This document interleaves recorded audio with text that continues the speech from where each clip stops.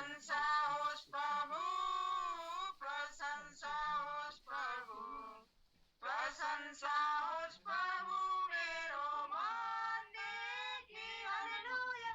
प्रशंसा होस् प्रभु, प्रशंसा होस् प्रभु, प्रशंसा होस् प्रभु मेरो मनदेखि। जय जयकार होस् प्रभु, जय जयकार होस् प्रभु, जय जयकार होस् प्रभु मेरो मनदेखि। हालेलुया। जय जयकार होस् प्रभु, जय जयकार होस् प्रभु, जय जयकार होस् प्रभु मेरो मनदेखि। आमीन। आमीन। God bless you. Bless you. God bless you. Very nice. Amen. Praise and worship for the Lord, saying, praising to Him, Jai Jaikar, and praise for the Lord. We thank God for this wonderful chorus. And now we will have another song by Sister Mary David. Sister Mary, आप भी तैयार हैं अपने गाने के साथ? जी जी brother. Okay, God bless you. You can start. सभी बहन भाइयों को प्रेज द लॉर्ड। बोलो जय जय जय प्रभु यीशु की जय, होसन्ना जय प्रभु आता है, कैसी खुशी है। Recording stopped. हवा में मिलेंगे हम उसी के हैं। बोलो जय जय जय। हम बदल जाएंगे, ये तो भेद बड़ा है। हम बदल जाएंगे, ये तो भेद बड़ा है। पिछली दूरी फूकते ही होगा, हम उठाए जाएंगे, प्यारे प्रभु से मिलेंगे, हम जो उसी के हैं।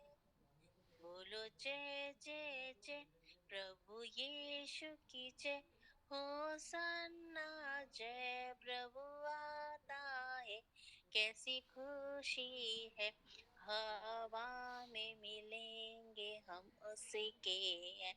बोलो जय जय जय। प्रभु को देखेंगे, ये थी आशा सारी, आशा मिटेगी तब हम होंगे, प्यारे प्रभु से भर जाएंगे, प्यारे प्रभु को चखेंगे, हम जो उसी के हैं। बोलो जय जय जय प्रभु यीशु की जय, होसन्ना जय प्रभु आता है, कैसी खुशी है। हवा में मिलेंगे हम उसी के हैं। बोलो जय जय जय। उसके समान होंगे हम जो संतान हैं, उसके समान होंगे हम जो से संतान हैं। प्रभु के प्रकट होने से हम सब अविनाशी पाएंगे, प्यारे प्रभु से मिलेंगे, हम जो उसके हैं, प्यारे प्रभु से मिलेंगे। बोलो जय जय जय प्रभु यीशु की जय, होसन्ना जय प्रभु आता है, कैसी खुशी है। हवा में मिलेंगे हम उसी के हैं। बोलो जय जय जय। आमीन।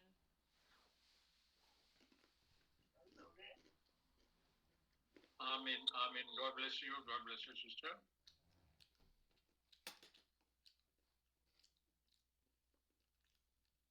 है तो गा सकते हैं। भाई राजेंद्र, तुसी कोई गीत गाना चाहते हो? भाई जोशुआ जी, तुसी कोई गीत गाना चाहते हो? ब्रदर इमैनुअल, भाई जोशुआ अभी अपने घर के लिए निकले हैं। अच्छा और 5-10 मिनट तक पहुंच जाएंगी वो अपने घर।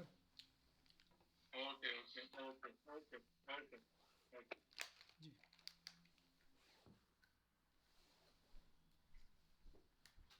अच्छा भाई- और कोई गीत गाना चाहते हैं तो बता दें। सिस्टर नीतू से आप पूछ लें एक बार, सिस्टर नीतू से। ब्रदर मेरे पास था एक सॉन्ग। ब्रदर जलन, हाँ भाई जलन, जी प्रभु आशीष दे आपको। हाँ भाई जलन, आप गा सकते हैं। भाई मैनुअल का माइक थोड़ा ऑन ऑफ हो रहा है, आप गा सकते हैं गीत। जी जी ठीक है ब्रदर।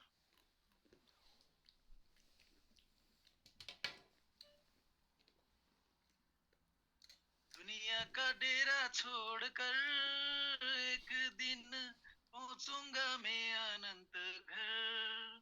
गाऊंगा खुशी से वहाँ जय गान, क्लेशों पर जय बंदों कर।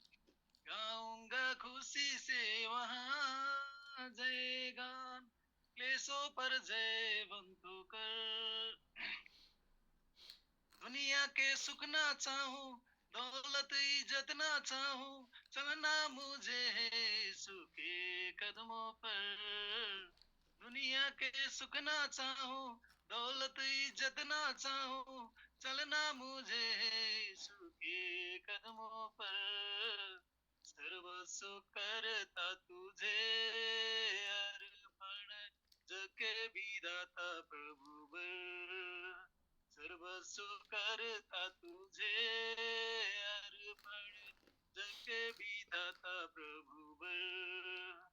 दुनिया का डेरा छोड़कर एक दिन पहुंचूंगा मैं अनंत घर। नफरत से मेरे अपने मुझसे अपना मुंह मोड़े, ठुकरा के मुझको गैरों की तरह। नफरत से मेरे अपने मुझसे अपना मुंह मोड़े, ठुकरा के मुझको गैरों की तरह। अपने प्रभु की बाहों में जल्द ही रहूंगा मैं हर पल। अपनी प्रभु की बाहों में जल्द ही रहूंगा मैं हर पल। दुनिया का डेरा छोड़कर एक दिन पहुंचूंगा मैं अनंत घर। धरती और सारी सृष्टि निश्चय उस दिन बदलेगी, होगा प्रभु से जब मेरा मिलन। धरती और सारी सृष्टि निश्चय उस दिन बदलेगी, होगा प्रभु से जब मेरा मिलन। जाऊंगा कब के समान उड़कर, होगा महिमामय रूपांतर। जाऊंगा कब के समान उड़कर, होगा महिमामय रूपांतर। दुनिया का डेरा छोड़कर एक दिन पहुंचूंगा मैं अनंत घर। दुनिया का डेरा छोड़कर एक दिन पहुंचूंगा मैं अनंत घर। गाऊंगा खुशी से वहाँ जय गान, क्लेशों पर जय बंतु कर। गाऊंगा खुशी से वहाँ जय गान, क्लेशों पर जय बंतु कर। आमीन। Amen, amen. God bless you. God bless you. God bless you. Brother Jalan, God bless you for the song. बहुत अच्छा song था। कि यहाँ का डेरा छोड़कर प्रभु के पास जाऊंगा। आपको आवाज आ रही सबको मेरी? यस ब्रदर, आ रही है अब। तो मैं ऑफ किया था, ऐसे ही ना तो गाना चल रहा है। Okay Okay, God bless you. Or anybody else has a song? Sister Sangeeta, praise the Lord.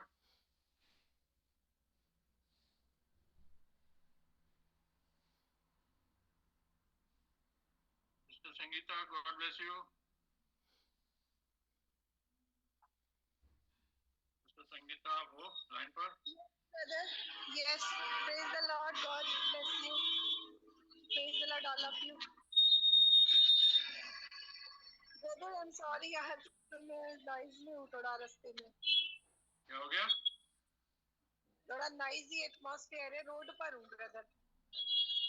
कोई बात नहीं, अगर जितना आप सुन सकते हो कर सकते हो तो ठीक है, ट्राई करो, कोशिश करो, बाद में हम रिकॉर्डिंग भी भेज सकते हैं। अभी सिस्टर रेबेका ने भी लॉग इन नहीं किया, पता नहीं किधर है वो।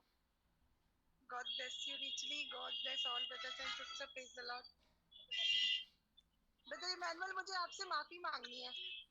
देखो ये माफी मांगने का प्लेटफॉर्म नहीं है, आप मुझे फोन करना, मुझे नहीं पता किस लिए मांगनी है, तो वो आप मुझे व्हाट्सएप पे कॉल कर लेना, then we can talk, because अभी ये फॉरम जो है ना मीटिंग का फॉरम है, तो इसमें मैं अभी और सब्जेक्ट्स डिस्कस नहीं कर सकते। जो भी बात आपने डिस्कस करनी है ना 1:1, वो आप मुझे मीटिंग के बाद में आप कॉल कर सकते हो व्हाट्सएप। ठीक है sister? Yes, sir. Hello? Yes, sir. Yes, brother. I will tell you about. Yes, yes. God bless you. God bless you. Okay, now it is the time that we have to. Sister Sangeeta, आप अपना mic off कर लें। आप road पर हैं तो पीछे traffic की आवाजें आ रही हैं। Yes, yes. आप अपना माइक ऑफ कर लें। God bless you. Brother Jaswinder, you there? Yes brother. मैं सोचता हूँ कि अभी इंग्लिश सुनने वाला तो कोई भी नहीं है लाइन पर। हाँ ब्रदर बिल्कुल। बिकॉज अभी आई हैव रिसीव, मेरे को मैसेज मिला सिस्टर रिप्सिम का कि वो लोग मीटिंग के लिए जो संडे मीटिंग थी वो कहीं दूसरी जगह गए थे, तो अभी वो लोग जो है उस शहर से वापस अपने शहर नहीं आ पाए हैं। हाँ ठीक है तो ब्रदर। इसलिए वो अभी ज्वाइन नहीं कर पा रहे हैं। बारूजैन भी उनके साथ ही है। वो लोग जो संडे मीटिंग करते हैं ना, वो किसी दूसरी जगह आज उनको करनी पड़ी। जी जी। तो दैट्स व्हाई वो अभी ज्वाइन नहीं कर पा रहे। उनका मैसेज आ गया मेरे को। तो जितने लोग भी हम ज्वाइन किए जी जी हिंदी समझ सकते हैं। जी जी ब्रदर। तो इट इज बेटर, अगर ट्रांसलेशन के पॉइंट ऑफ व्यू से करनी है तो मैं ट्रांसलेशन कर देता हूँ, अदरवाइज तो जो सभी ज्वाइन किए हुए हैं वो आप क्या सजेस्ट करते हो? नहीं ब्रदर ऐसा आप रेस्ट कर लें, कोई बात नहीं। आप वैसे मीटिंग में रहे लेकिन रेस्ट दें अपने। हाँ जी मैं मीटिंग में हूँ। I am enjoying the meeting. आप रेस्ट दें अपने, क्योंकि अभी I will be conducting meeting normally up to the end. I am here only. तो अब हम ये कि प्रभु का वचन सुनेंगे। भाई जसविंदर के साथ हम परमेश्वर का वचन सुनेंगे। और क्योंकि अभी जितने भी हम लोग यहाँ पर 12 लोग अभी ज्वाइन किए हुए हैं, सबके सब हम हिंदी भाषा को जानते हैं, हिंदी और उर्दू को हम समझते हैं, तो इसलिए अभी ट्रांसलेशन की जरूरत नहीं है। अगर बीच में सिस्टर रिप्सिम या सिस्टर मेरियन या कोई भी ऐसे कैंडिडेट ज्वाइन करते हैं तो फिर we will switch on to translation. उसी टाइम हम ट्रांसलेशन को स्विच ऑन कर लेंगे। मेरे ख्याल से सबके लिए बेहतर है। ठीक है ना ब्रदर? जी ब्रदर। ठीक है, okay, God bless you. Over to brother Jaswinder से हम आज का प्रभु का वचन सुनेंगे। Over to brother Jaswinder. Brother Jaswinder Hindi में प्रचार करेंगे और जितने भी हमने ज्वाइन किया हुआ हम सब हिंदी में समझ सकते हैं। तो over to Jaswinder. God bless you brother, you can start. आमीन brother, thank you. God bless you brother Emmanuel and God bless you our brothers and sisters. प्रभु हम सबको बहुत सारी आशीष और बरकत दे। और आज हम एक ही लैंग्वेज रखेंगे हिंदी में, और प्रभु के पवित्र कलाम में जाएंगे, पवित्र वचन में जाएंगे, क्योंकि प्रभु का वचन प्रभु के मुख से निकला हुआ वचन है और सारी बाइबल ही प्रभु का वचन है। ये किसी भी मनुष्य का वचन नहीं है, ना ही किसी नबी का, ना किसी प्रेरित के अपने विचार हैं। जो भी प्रभु के दास, प्रभु के नबी प्रभु परमेश्वर से सुनते थे वो ही लिखते थे। और इसीलिए सारी बाइबल जो है ये प्रभु का मुंह से निकला हुआ वचन है। और जो भी प्रभु के मुंह से निकलता है वचन, वही प्रभु की सोच है, वो प्रभु की समझ है, वो प्रभु के विचार हैं। उसमें सब कुछ है, क्या हमें करना है, क्या हमें नहीं करना है, क्या प्रभु को अच्छा लगता है, क्या नहीं लगता है।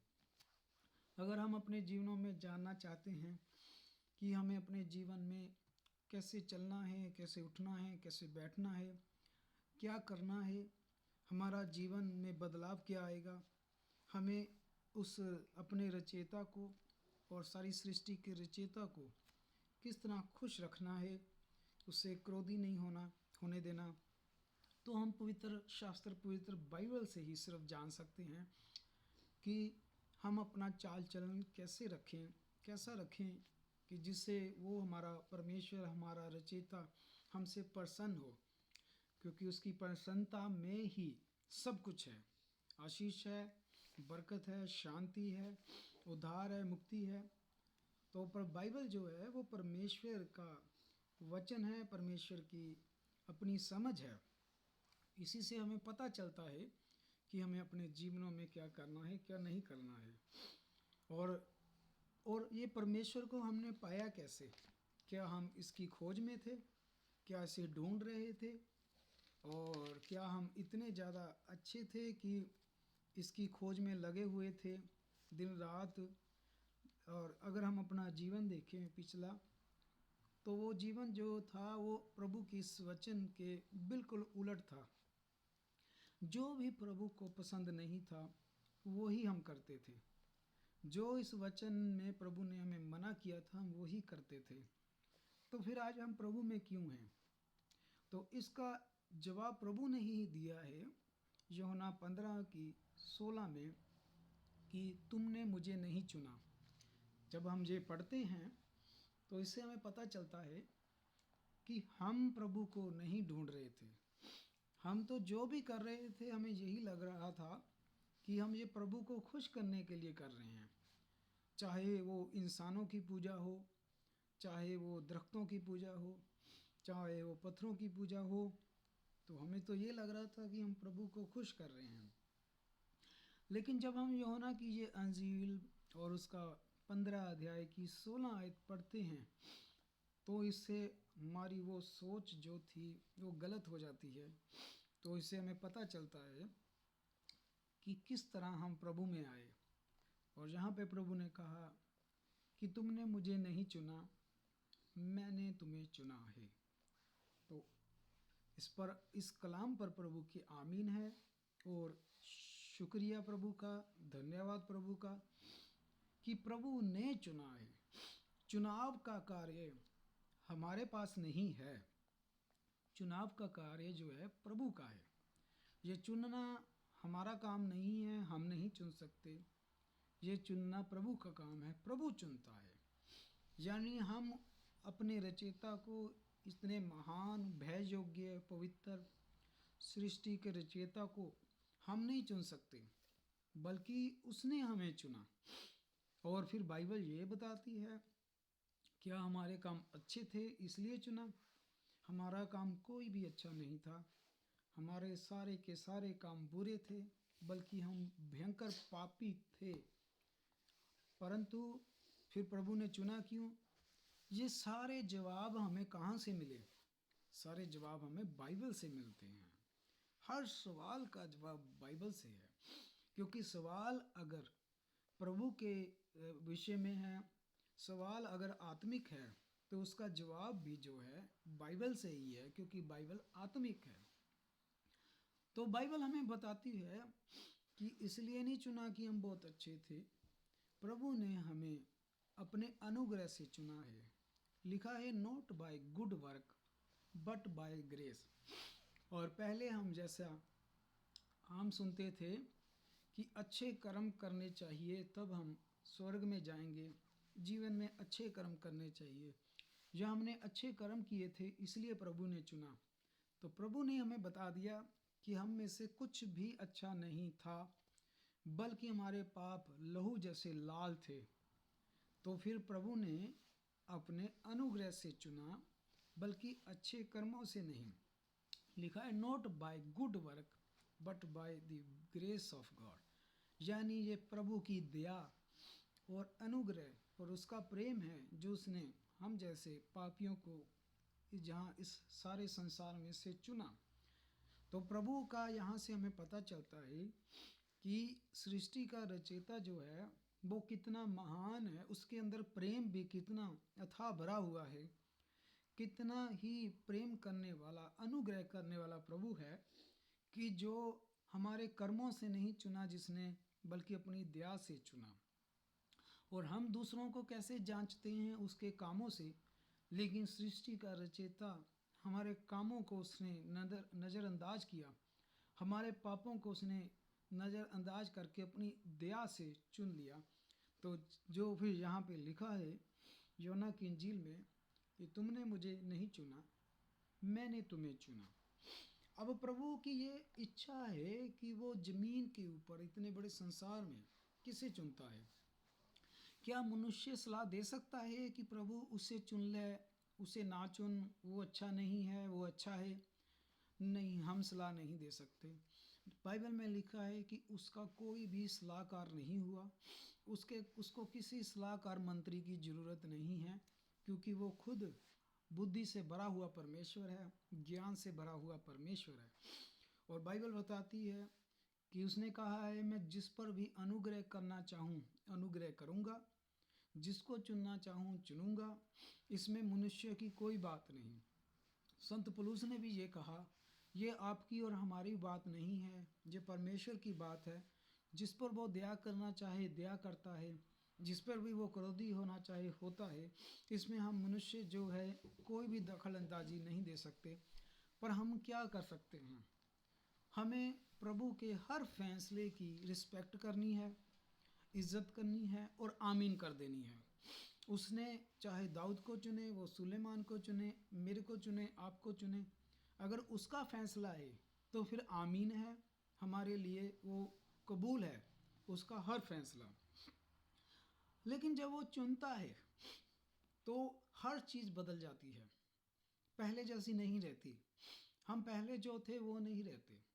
जब एक चुनाव होता है तो बदलाव आते हैं। अगर कोई कहे कि मैं चुना हुआ हूँ लेकिन उसका जीवन बिल्कुल पहले जैसा ही है, वही पाप वाला, फिर वो चुनाव नहीं है।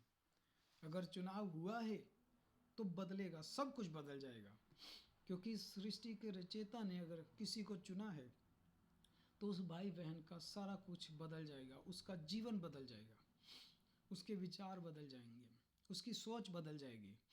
अगर वो पहले बुरी सोच वाला था, सारे बुरे काम करता था, पाप करता था, गाली गलौज करता था, सारा दिन निंदा बुराई करता था, लेकिन अगर उसका चुनाव हो गया है, उसका अंदर से सोच भी उसकी शुद्ध हो जाएगी, उसके मुंह से भी हमेशा प्रभु से डर खौफ में बात निकलेगी।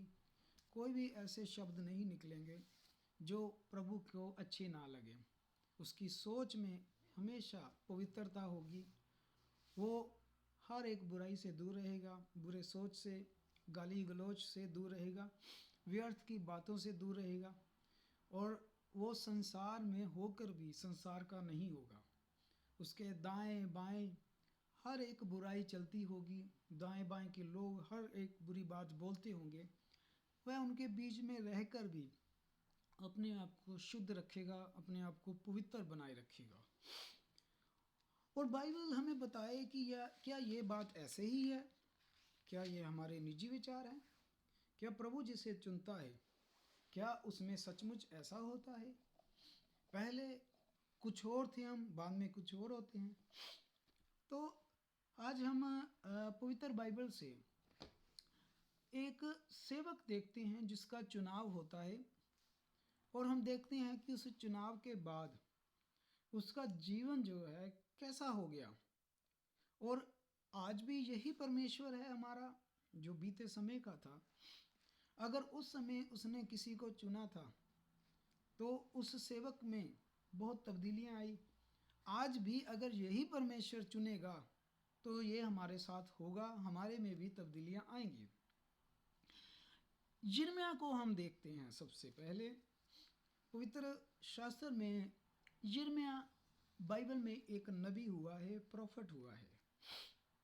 अब इसके एक अध्याय में हम जब जाते हैं, यिर्मयाह नबी के एक अध्याय की हम जब 6 और 8 दो आयतों को देखेंगे, ऊपर से हमें पता चलता है कि ये एक नौजवान है, उम्र कम है, और जैसे बाकी नौजवान होते हैं ये भी नौजवान है, जैसे बाकी नौजवानों की जीवन होता है इसका भी है।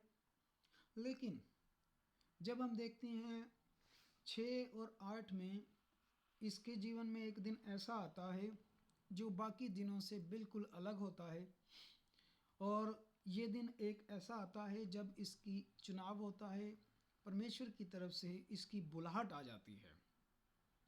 अब क्यों आती है ये प्रभु जानता है भाई, जैसा हमने पहले कहा कि उसकी मर्जी है भाई वो किसे चुने। लेकिन जितने भी प्रभु से प्रेम रखते हैं वो प्रभु के हर फैसले की रिस्पेक्ट करते हैं। फिर वो नहीं कहते कि प्रभु तूने उसको क्यों चुना, वो तो इंसान मुझे पसंद नहीं है। ये बात हमारी पसंद नापसंद की नहीं है, बात प्रभु की पसंद की है।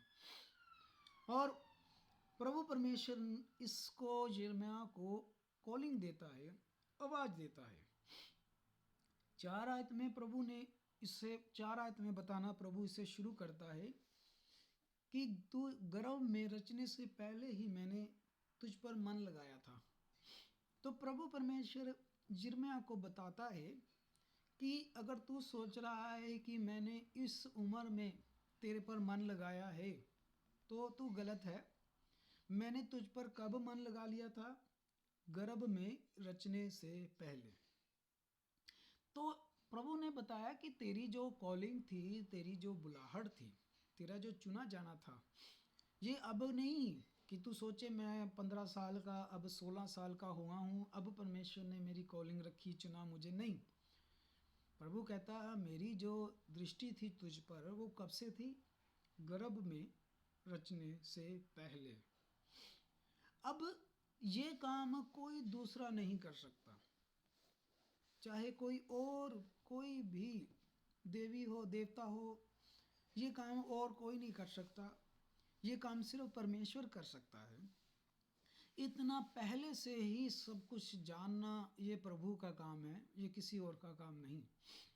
कि कोई मनुष्य अभी बना भी नहीं है, प्रभु ने उस पर तब से मन लगाया हुआ हो, ये कोई और नहीं कर सकता। ये सिर्फ परमेश्वर ही कर सकता है कि इंसान अभी माँ के पेट में भी नहीं आया और प्रभु को पता हो। हम शुक्रगुजार हैं कि हम इस ऐसे परमेश्वर को मानते हैं कि वो हमें हमारे माँ के पेट में आने से पहले ही जानता है। अब देखें अब कितना ही महान परमेश्वर है ये। इसकी महानता हम सोच भी नहीं सकते कितनी बड़ी है कि माँ के पेट में आने से पहले ही ये प्रभु जानता है कि कौन आ रहा है। और प्रभु ने इस दास को बताया कि गर्भ में रचने से पहले ही मैंने तुझ पर मन लगाया, जो 4 आयत में पढ़ रहे हैं। आगे प्रभु ने कहा कि मन ही नहीं लगाया अकेला मैंने क्या किया, उत्पन्न होने से पहले कि इससे पहले तेरा जन्म होता, तू इस संसार में पैदा होता, उससे पहले ही मैंने तुझे अभिषेक किया। यानी अभिषेक का मतलब होता है ब्लेस, मसा, अनॉइंटेड। और नए नियम में हम जिसे पढ़ते हैं क्रिस्ट, जो कि ग्रीक का वर्ड है जिसका मतलब होता है क्रिस्ट का, कि जो चीज़ मसा होती है परमेश्वर की तरफ से उसे क्रिस्ट बोलते हैं, जो बाद में जाके क्रिश्चियन वर्ड बना। ये क्रिश्चियन वर्ड का मतलब होता है परमेश्वर की तरफ से मसा हुआ। जो भी भाई बहन परमेश्वर की तरफ से मसा है वो क्रिस्ट है, वो अभिषेक है। तो प्रभु ने कहा कि तू पैदा भी नहीं हुआ था, उससे पहले ही मैंने तुझे तेरा क्या कर दिया था, मसा कर दिया था, यानी बुलाहट दे दी थी, चुनाव कर लिया था। तो यिर्मयाह की जो चुनाव है वो कब हुआ? जब वो माँ के पेट में भी नहीं आया था, प्रभु परमेश्वर ने उसे चुन लिया था।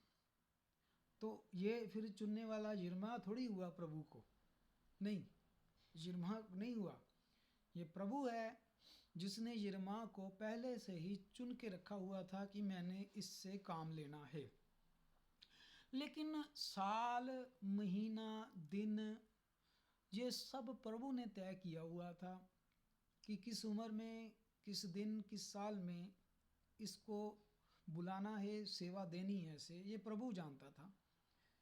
तो ये बड़ा होता है तो जब एक दिन आता है, उम्र हम नहीं जानते, लेकिन लिखा है कि वो बता रहा है कि मेरी उम्र कम है, तो दिखने में लगता है पढ़ने में कि ये ज़रूरी है नौजवान होगा, जो नौजवानी दुनियावी चीज़ों में गुम हुई होती है। जैसे आज की नौजवानी हम देखते हैं तो ये भी नौजवान ही दिख रहा है यहाँ पर नौजवानी में ही इसे प्रभु की कॉलिंग आ गई, बुलाहट आ गई। तो प्रभु परमेश्वर ने इसे बताया कि मैंने तुझे गर्भ में आने से पहले ही मैंने तेरे पे मन लगाया, तुझे मसा किया था, और प्रभु ने कहा कि मैंने तुझे जातियों का भविष्यद्वक्ता ठहरा दिया है। अब ये अपॉइंटमेंट कहाँ से हो रही है इसकी? प्रभु से। प्रभु चुन रहा है कि मैंने तेरी सेवा लगा दी है और तुझे मैंने नबी चुना है, प्रॉफिट चुना है सब जातियों का। तो यहाँ से हमें पता चलता है कि ये जो कॉलिंग आती है ये कभी भी किसी इंसान से नहीं आती, ये प्रभु से आती है। ये नहीं है कि मैं चुनूं किसी को या कोई पास्टर चुनता है, नहीं, प्रभु चुनता है। प्रभु चुनता है अपने दासों को। तो प्रभु परमेश्वर ने इस नौजवान लड़के को चुना और प्रॉफिट बना दिया। अब आस पास वाले चाहे माने चाहे ना माने, चाहे कोई कहे कि हम तो इसे जानते हैं, हमारे साथ ही खेलता था, हमारे साथ ही दुनियावी काम करता था, ये उनकी प्रॉब्लम है। लेकिन भाई आज से प्रभु ने इससे क्या कह दिया है कि तू सब जातियों का प्रॉफिट है। तो जो भी प्रभु के लोग हैं उन्हें रिस्पेक्ट करनी होगी इसकी कॉलिंग की, कि प्रभु ने अगर भाई चुन लिया है तो आमीन है। लेकिन कौन लोग होंगे जो कहेंगे नहीं यार हम तो जानते हैं, हमारे साथ तो पढ़ता था, ये हमारे साथ खेलता था। वो लोग जो आत्मिक नहीं है, प्रभु को नहीं मानते, डरते नहीं हैं, जो शारीरिक है, चाहे वैसे यहूदी हैं पर दिल से यहूदी नहीं, वही ऐसी बात करेंगे। लेकिन जो सचमुच यहोवा को मानने वाले हैं वो कहेंगे आमीन प्रभु, अगर आपने इसको चुना है भविष्यद्वक्ता तो हम आमीन करते हैं। तो इसकी ये होगी कॉलिंग। लेकिन हर एक मनुष्य की तरह ये भी यिर्मयाह भी अपनी कमियां कमजोरियां बताने लग गया, जैसा हर कोई बताता है। मूसा ने भी बताई थी, हम पढ़ते हैं, सब बताते हैं। हर इंसान सोचता है कि मैं ये काम नहीं कर सकता, इतनी बड़ी जिम्मेदारी मैं नहीं संभाल सकता, कि प्रभु तू किसी और को चुन ले, किसी और को दे दे। तो मूसा भी यही कह रहा था, हमारे दिल में भी यही आता है कि प्रभु अगर तू हमें ये जिम्मेदारी दे रहा है तो हम इसके लायक नहीं हैं। तो यिर्मयाह कहता है प्रभु परमेश्वर 6 आयत में कहता है, प्रभु यहोवा देख मैं तो बोलना भी नहीं जानता। एक नौजवान लड़का को कैसे पता होगा कि बात कैसे करनी है? अपने से दुगनी उम्र के लोगों के पास जाकर कैसे बोलना है? उसके सामने 10, 15, 20, 25, 50 लोग बैठे हैं, उनके बीच में जाकर कैसे बोलना है? ये ख्याल हर एक नौजवान के दिल में आएगा कि मैं चर्च में पुलपट में खड़ा होकर कैसे बोलूँगा इतने लोगों के सामने। मैं तो शक्ल देख के ही डगमगा जाऊँगा, भूल ही जाऊँगा कि बोलना क्या है, जैसा अक्सर हम बहुत सारे लोगों के साथ देखते हैं होता है। तो यिर्मयाह भी कहता है मैं प्रभु बोलना नहीं जानता। फिर वो अपनी उम्र भी यहाँ बता रहा है, कहता क्योंकि मैं कम उम्र का हूँ। ये यिर्मयाह ने बता दी कि मेरे में ये कमियां कमजोरियां हैं जिसके कारण मैं प्रभु तेरा कार्य नहीं कर सकता। तो क्या उन कमियां कमजोरियों के कारण प्रभु मान जाता है कि ठीक है, तुम्हारी कमियां कमजोरियां हैं, तुम ये काम नहीं कर सकते, मैं किसी और को चुन लेता हूं। क्या ऐसा है? कमियां कमजोरियां क्या प्रभु के लिए मायने रखती हैं हमारी? हम आगे पढ़ लेते हैं, 7 आयत देखें। परंतु यहोवा ने मुझसे कहा, मत कह कि मैं कम उम्र का हूं। तो जो कमी बताई थी यिर्मयाह ने कि मैं कम उम्र का हूं, प्रभु ने उसको रिजेक्ट कर दिया। उसे प्रभु ने स्वीकार नहीं किया कि मुझे मत कह कि मैं कम उम्र का हूं। क्यों? क्या जो सृष्टि का रचयिता किसी को कॉलिंग दे रहा है, किसी को आवाज दे रहा है, क्या उसकी उम्र का उसको नहीं पता कि मैं जिसको कॉलिंग दे रहा हूँ, जिसको बुलाहट दे रहा हूँ, उसकी उम्र कम है? क्या सृष्टि के रचयिता को नहीं पता कि मैं जिसे अपने काम के लिए चुन रहा हूँ उसकी उम्र कम है? वो रचयिता जो कह रहा है कि तू माता के गर्भ में भी नहीं आया था तब मैंने तुझ पर अपना मन लगा लिया, तू अभी पैदा भी नहीं हुआ था कि मैंने तेरा मसा किया था।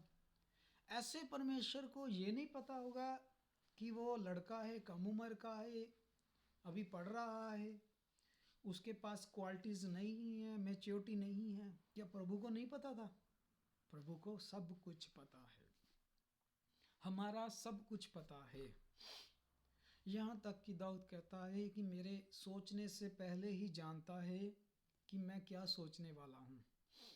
वो प्रभु लोगों के मनों को पढ़ लेता था कि मन में क्या चल रहा है। तो इस प्रभु से ये नहीं छुपेगा, इस प्रभु को सब कुछ पता है। जिसको भी वो कॉलिंग दे रहा है उसकी सारी कमियां कमजोरियां इस प्रभु को पता है। लेकिन जब इस परमेश्वर ने किसी भाई बहन को चुन लिया है, बुलाहट दे दी है, तो हमारी कमियां इसके सामने कार्य नहीं करेंगी। और इसने कहा, मुझे मत कह कि मैं कम उम्र का हूं।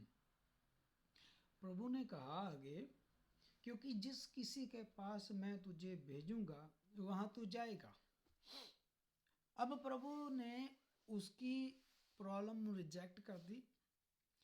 प्रभु ने कहा कि मैं जिसके पास भेज रहा हूं तू जाएगा।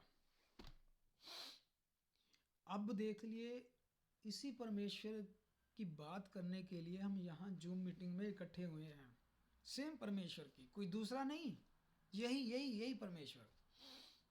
ये तो ऐसे चलता है भाई, ये परमेश्वर का काम ऐसे होता है, ये परमेश्वर इस तरह काम करता है। और हम इस परमेश्वर से प्रेम रखते हैं और हमें इसके इस कार्य पर प्रेम है और आमीन करते हैं। आमीन, हमें पसंद है। प्रभु ने कहा कि जिस किसी के पास मैं तुझे भेजूंगा तू जाएगा। इसका मतलब है ये है, यिर्मयाह नहीं फैसला करेगा कि मैंने कहाँ जाना है, कहाँ नहीं जाना। इसका फैसला यिर्मयाह नहीं करेगा कि मैंने कहाँ जाना है, कहाँ नहीं जाना। इसका फैसला परमेश्वर करेगा कि यिर्मयाह तूने कहाँ जाना है और तूने कहाँ नहीं जाना। एक तो कहाँ जाना है, कहाँ नहीं जाना, इसका कंट्रोल सारा किसके पास है? प्रभु के पास। अगर यिर्मयाह को कोई बुलाता है, मेरे पास आओ, प्रभु मना कर देता है, तो यिर्मयाह नहीं जाएगा। चाहे वो इंसान नाराज हो जाए, तो बुलाने पर नहीं आया भाई, क्योंकि अब यिर्मयाह पहले वाला यिर्मयाह नहीं है। अब यिर्मयाह क्या है? भविष्यद्वक्ता है, अब प्रॉफिट है, अब नबी है। पहले हर किसी के बुलाने पर चला जाता था, पहले किसी के बुलाने पर नहीं भी जाता था, चल जाता था। पर अब कौन तय करेगा? अब प्रभु तय करेगा कि कहाँ जाना है, कहाँ नहीं जाना। अब ये लोगों को खुश नहीं करेगा। पहले होता होगा कि इसके पेरेंट्स भी कहते होंगे कि जाया, वो लोग नाराज हो जाएंगे अगर नहीं गया, तो ये चला जाता होगा। अगर कोई बुलाए तो इसके पेरेंट्स कहते होंगे ना मत जाओ, वो अच्छे लोग नहीं हैं, ये नहीं जाता होगा, चल जाता होगा। लेकिन अब कौन? अब नहीं, पेरेंट्स नहीं तय करेंगे, इसके रिश्तेदार रिलेटिव नहीं तय करेंगे कहाँ जाना है, कहाँ नहीं जाना। अब प्रभु तय करेगा। अब मैंने नहीं रखता कि परिवार मेंबर्स क्या कह रहे हैं, बस अब प्रभु ने अगर मना कर दिया तो ये नहीं जाएगा, अगर प्रभु ने भेजा है तो कोई रोक नहीं पाएगा। तो फिर वहां बोलना क्या है? क्या ये कॉपी पेन लेके खुद सोचना शुरू करे कि मेरे को प्रभु वहां भेज रहा है, वहां पर जाके मैं उत्पत्ति बोलूंगा, वहां मैं यशाया बोलूंगा, वहाँ मैं मत्ती का प्रचार करूँगा, वहाँ मैं प्रकाशित वाक्य का प्रचार करूँगा, अगर मैं प्रचार करूँगा प्रकाशित वाक्य पर तो क्या क्या करूँगा? क्या ये कॉपी पेन लेकर लिखता था? जिस तरह की आज होता है, बहुत होता है। तो प्रभु ने कहा एक तो जिसके पास मैं तुझे भेजूंगा तू जाएगा, दूसरा वहाँ कहना क्या है ये कौन बताएगा? आगे पढ़ लें आप अपनी बाइबलों से। प्रभु कहता जो कुछ मैं तुझे आज्ञा दूं वही तू कहेगा, वही तू कहेगा। अब ये चाहता हो कि प्रभु मुझे तू उसके घर में भेज रहा है, वो लोग ना मूर्ति पूजक हैं। प्रभु कहता तू उस घर में जाके जा, और मैं कहूँ प्रभु उस घर में मूर्ति पूजा करते हैं, प्लीज मूर्ति पूजा पर बात ना करें आप प्रभु, प्लीज मूर्ति पूजा पर बात ना करें, क्योंकि वो मूर्ति पूजा के खिलाफ कुछ नहीं सुनते, वो मूर्ति पूजा करते हैं, उनको दर्द होगा। क्या मैं प्रभु को ये कहूँ? और जब ये प्रभु मुझे भेज रहा है तो उस परिवार की खासियतें क्या हैं वो नहीं प्रभु मुझे बताएगा, उस परिवार में कमियां क्या हैं वो बताएगा। क्योंकि ये वाला प्रभु जो है ये सुधार का प्रभु है, बिगाड़ का प्रभु नहीं है। ये आपका जीवन में अगर बिगाड़ है तो और बिगाड़ नहीं करेगा, ये आपके जीवन में जो बिगाड़ है उसे सुधार करेगा। मैं कहूँ प्रभु जी वो परिवार ना सिगरेट पीता है, प्लीज आप सिगरेट पे ना बात करें, नहीं तो वो परिवार गुस्सा हो जाएगा। क्या मैं ये कहूँ? क्या यिर्मयाह ये कहे प्रभु वो परिवार सिगरेट पीता है, आप ये मत कहना कि सिगरेट पीना पाप है, शराब पीना पाप है। अगर प्रभु ने कह दिया कि तूने भाई इस विषय में उनको बोलना है कि ये पापों से दूर हो जाओ, अपना जीवन साफ सुथरा करो, तो मैं नहीं रोक सकता, यिर्मयाह नहीं रोक सकता। यिर्मयाह को वहां जाके बोलना पड़ेगा कि यहोवा यूं फरमाता है। आगे वाला चाहे गुस्सा हो चाहे खुश हो, ये हमारा कार्य नहीं है, ये यिर्मयाह का कार्य नहीं है कि सामने वाला नाराज हो गया है, ये आपका कार्य नहीं है। आपका कार्य है कि जो प्रभु ने कहा है वो बोलना है, आमीन। आगे वो भाई बहन खुश होता है नाराज होता है, वो मामला प्रभु का है। तो इस बंदे की होगी ये कॉलिंग, बुलाहट आ गई है, इसको कहाँ जाना है ये प्रभु तय करेगा, और क्या बोलना है प्रभु तय करेगा।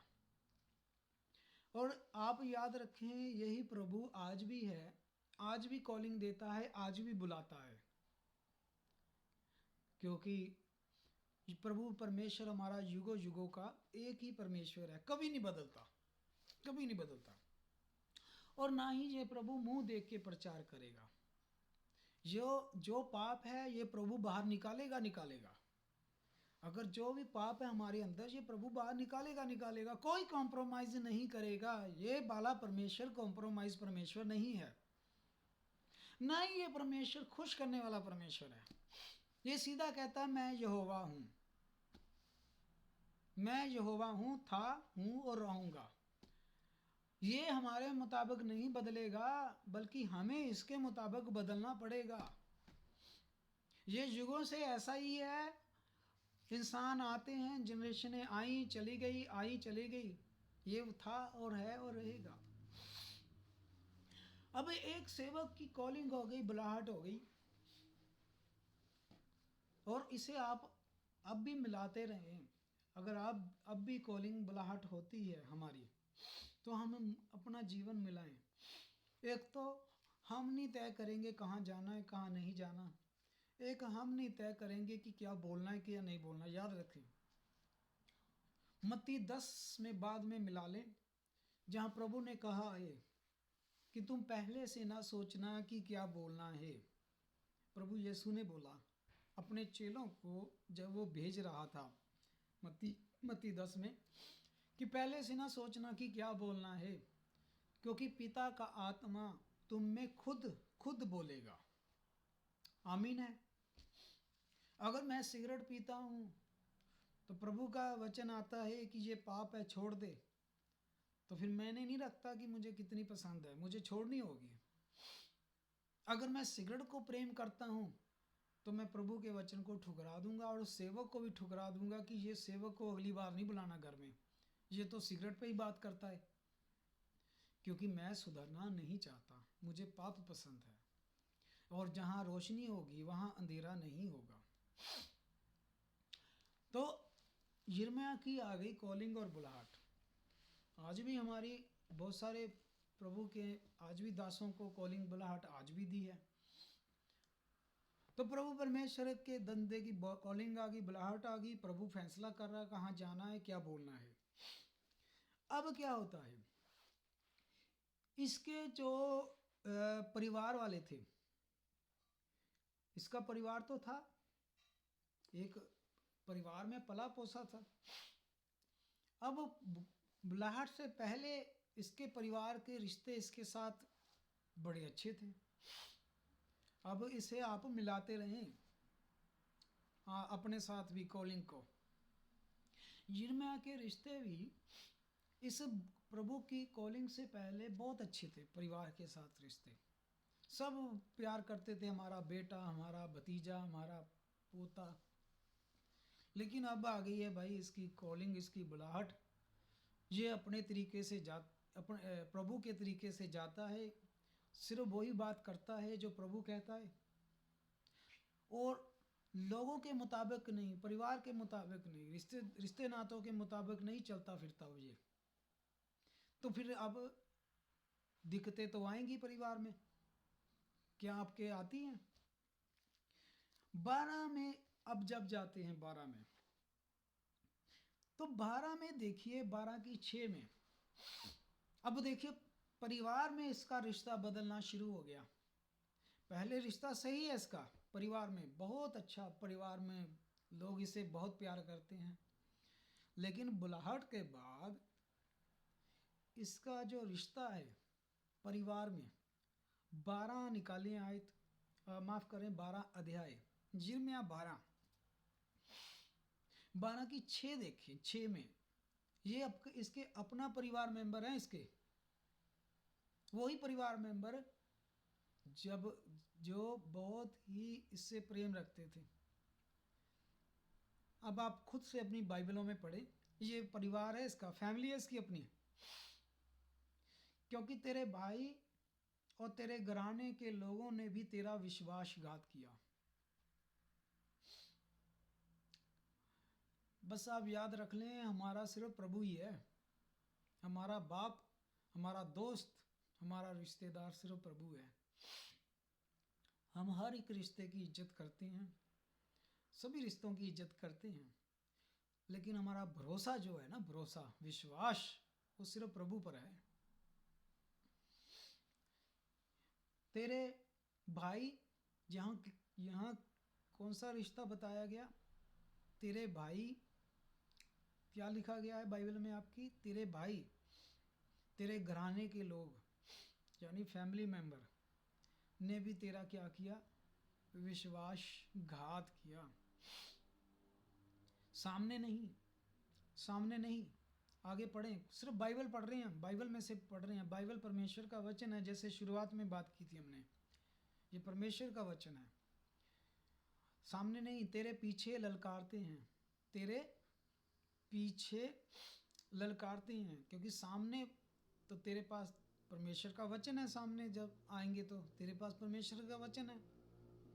तेरे पीछे ललकारते हैं, यदि वह तुझसे मीठी मीठी बातें भी कहें, मुंह पर मीठी मीठी बातें भी करेंगे, पर पीठ पीछे तेरा विश्वासघात करते हैं, ललकारते हैं। प्रभु कह रहा है तो भी उन पर विश्वास ना करना। और हम लोग कहते हैं हमारी कॉलिंग आ गई है, बुलाहट आ गई है, फिर भी हम लगे होते हैं अपने रिश्ते नातों को खुश करने के लिए, प्रभु को नाराज कर बैठते हैं। जो मनुष्य को खुश करता है वो प्रभु को खुश नहीं कर सकता। जो प्रभु को खुश करता है वो मनुष्यों को, फिर अगर मनुष्य नाराज होते हैं तो आप परवाह ना करें, मनुष्य कभी नहीं खुश होते। आप जो मर्जी कर लें, ये कभी खुश नहीं होंगे। अगर आप प्रभु में नहीं भी हैं तब भी आप सभी इंसानों को खुश नहीं कर सकते। तो यहाँ पे अब पारिवारिक मेंबरों का बदलाव आ गया। जिर्मिया की बात कर रही हैं, जिर्मिया नबी की, उसके अपना परिवार के मेंबर्स। अब कहेंगे भी आगे आस पड़ोस तो बढ़िया होंगे इसके साथ, आस पड़ोस वाले। चलिए आस पड़ोस की बात करते हैं। अब आस पड़ोस में बड़ा इसका प्रेम था, आस पड़ोस वाले बड़ा प्रेम करते थे।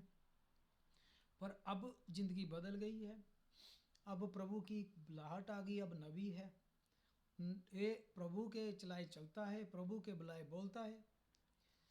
11 की 19 और 21 में आए आप यिर्मयाह में, इससे पीछे वाला अध्याय है 12 से, यिर्मयाह 11 की 19 और 21 में अब बात प्रभु बता रहा है पड़ोसियों की, आसपास के पड़ोस। 19 में बताया गया है, मैं तो वध होने वाली भेड़ के बच्चे के समान अनजान था। जिनमें कह रहा है कि मैं इतना भोला था, मुझे नहीं पता चलता था कि लोग मेरे बारे में क्या सोच रहे हैं।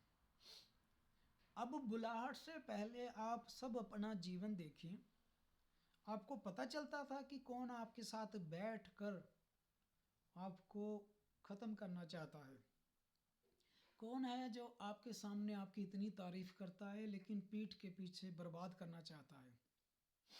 इससे पहले नहीं पता था।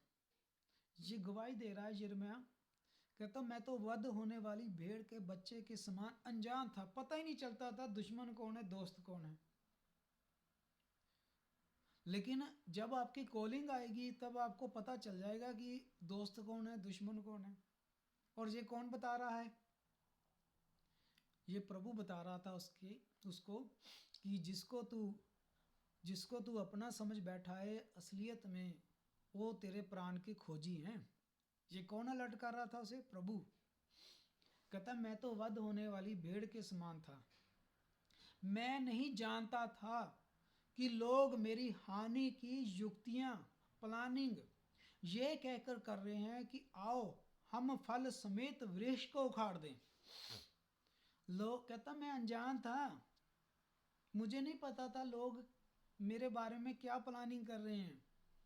आपको पहले पता था? आपको पता ही नहीं चलता था। नबी कह रहा है कि मुझे नहीं पता था लोग मेरे खिलाफ प्लानिंग कर रहे हैं कि कब फल को पेड़ के समान उखाड़ दें, जीवतों के बीच में से काट डालें, तब इसका नाम तक ना समझ रहे।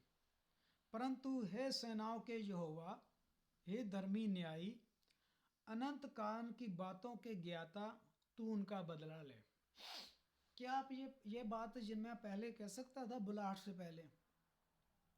क्या ये बात यिर्मयाह बुलाहट से पहले कह सकता था? पहले तो उसे यही नहीं पता था कि जो तेरे साथ बैठे हैं वही तुझे बर्बाद करना चाहते हैं। पहले तो उसे यही नहीं पता था। पर अब इसे क्या पता चला कि लोग साथ बैठकर भी, साथ में खा पी कर भी आपके दोस्त बनकर, भाई बनकर आपको बर्बाद कर जाएंगे, अगर किसी का तजुर्बा हो तो। खैर मेरा तो है। तो पर वो बदला खुद से नहीं ले रहा कि आओ मैं बताता हूँ तुम्हें, जैसा दुनियावी लोग कहते हैं कि हम बताते हैं तुम्हें, गाली के बदले गाली, खून के बदले खून। पर यिर्मयाह ने क्या किया? यिर्मयाह ने अपने विरोधियों के लिए प्रार्थना की। यिर्मयाह ने अपने विरोधियों के लिए प्रार्थना की। उसने कहा, मैं ये नहीं कहा मैं बताता हूँ मैं कम हूँ कोई, हम ये होते हैं वो होते नहीं। यिर्मयाह कहता है सेनाओं के यहोवा, हे धर्मी न्याय करने वाले परमेश्वर, सही को सही गलत को गलत कहने वाले परमेश्वर, रिश्वत नहीं लेने वाले परमेश्वर, कहता तू बदला ले। आमीन। हमें नहीं जरूरत बदला लेने की, हमें तो कुछ, हमारा परमेश्वर बहुत सामर्थी परमेश्वर है। अब हम सुरक्षित हाथों में हैं। यिर्मयाह अब बिल्कुल सुरक्षित हाथों में है, क्योंकि अब वो किस हाथों में है? परमेश्वर के हाथों में। वो यहोवा के हाथों में जिसने सृष्टि बनाई, मनुष्यों को बनाया है। अब उसे नहीं बदला लेने की जरूरत, वो तो अपने विरोधियों दुश्मनों को प्रभु के हाथों में दे रहा है। कहता प्रभु तू ही देख, तू ही बदला ले, तू न्याय कर। तुझे पता है कि सही कौन है गलत कौन है। अगर हमें पता है हम सही हैं, हमने गलत नहीं किया, तो प्रभु पर छोड़ दें सारा कुछ, प्रभु अपने आप संभालेगा। और आप अपनी आंखों से देखेंगे किस तरह वो काम करता है। हमारा एक्सपीरियंस है इस प्रभु के साथ। वो कहता है प्रभु तू ही बदला ले और मुझे दिखा, क्योंकि मैंने अपना मुकदमा तेरे हाथ में छोड़ दिया। मैं नहीं लड़ूंगा, मैं दुनियावी कचहरी में नहीं जाऊंगा, मैं दुनियावी पुलिस वाले के पास नहीं जाऊंगा, मैं प्रोटेस्ट नहीं करूंगा सड़कों पर। मैंने तो अपना मुकदमा यहोवा तुझे दे दिया, अब तू देख, तू बदला ले।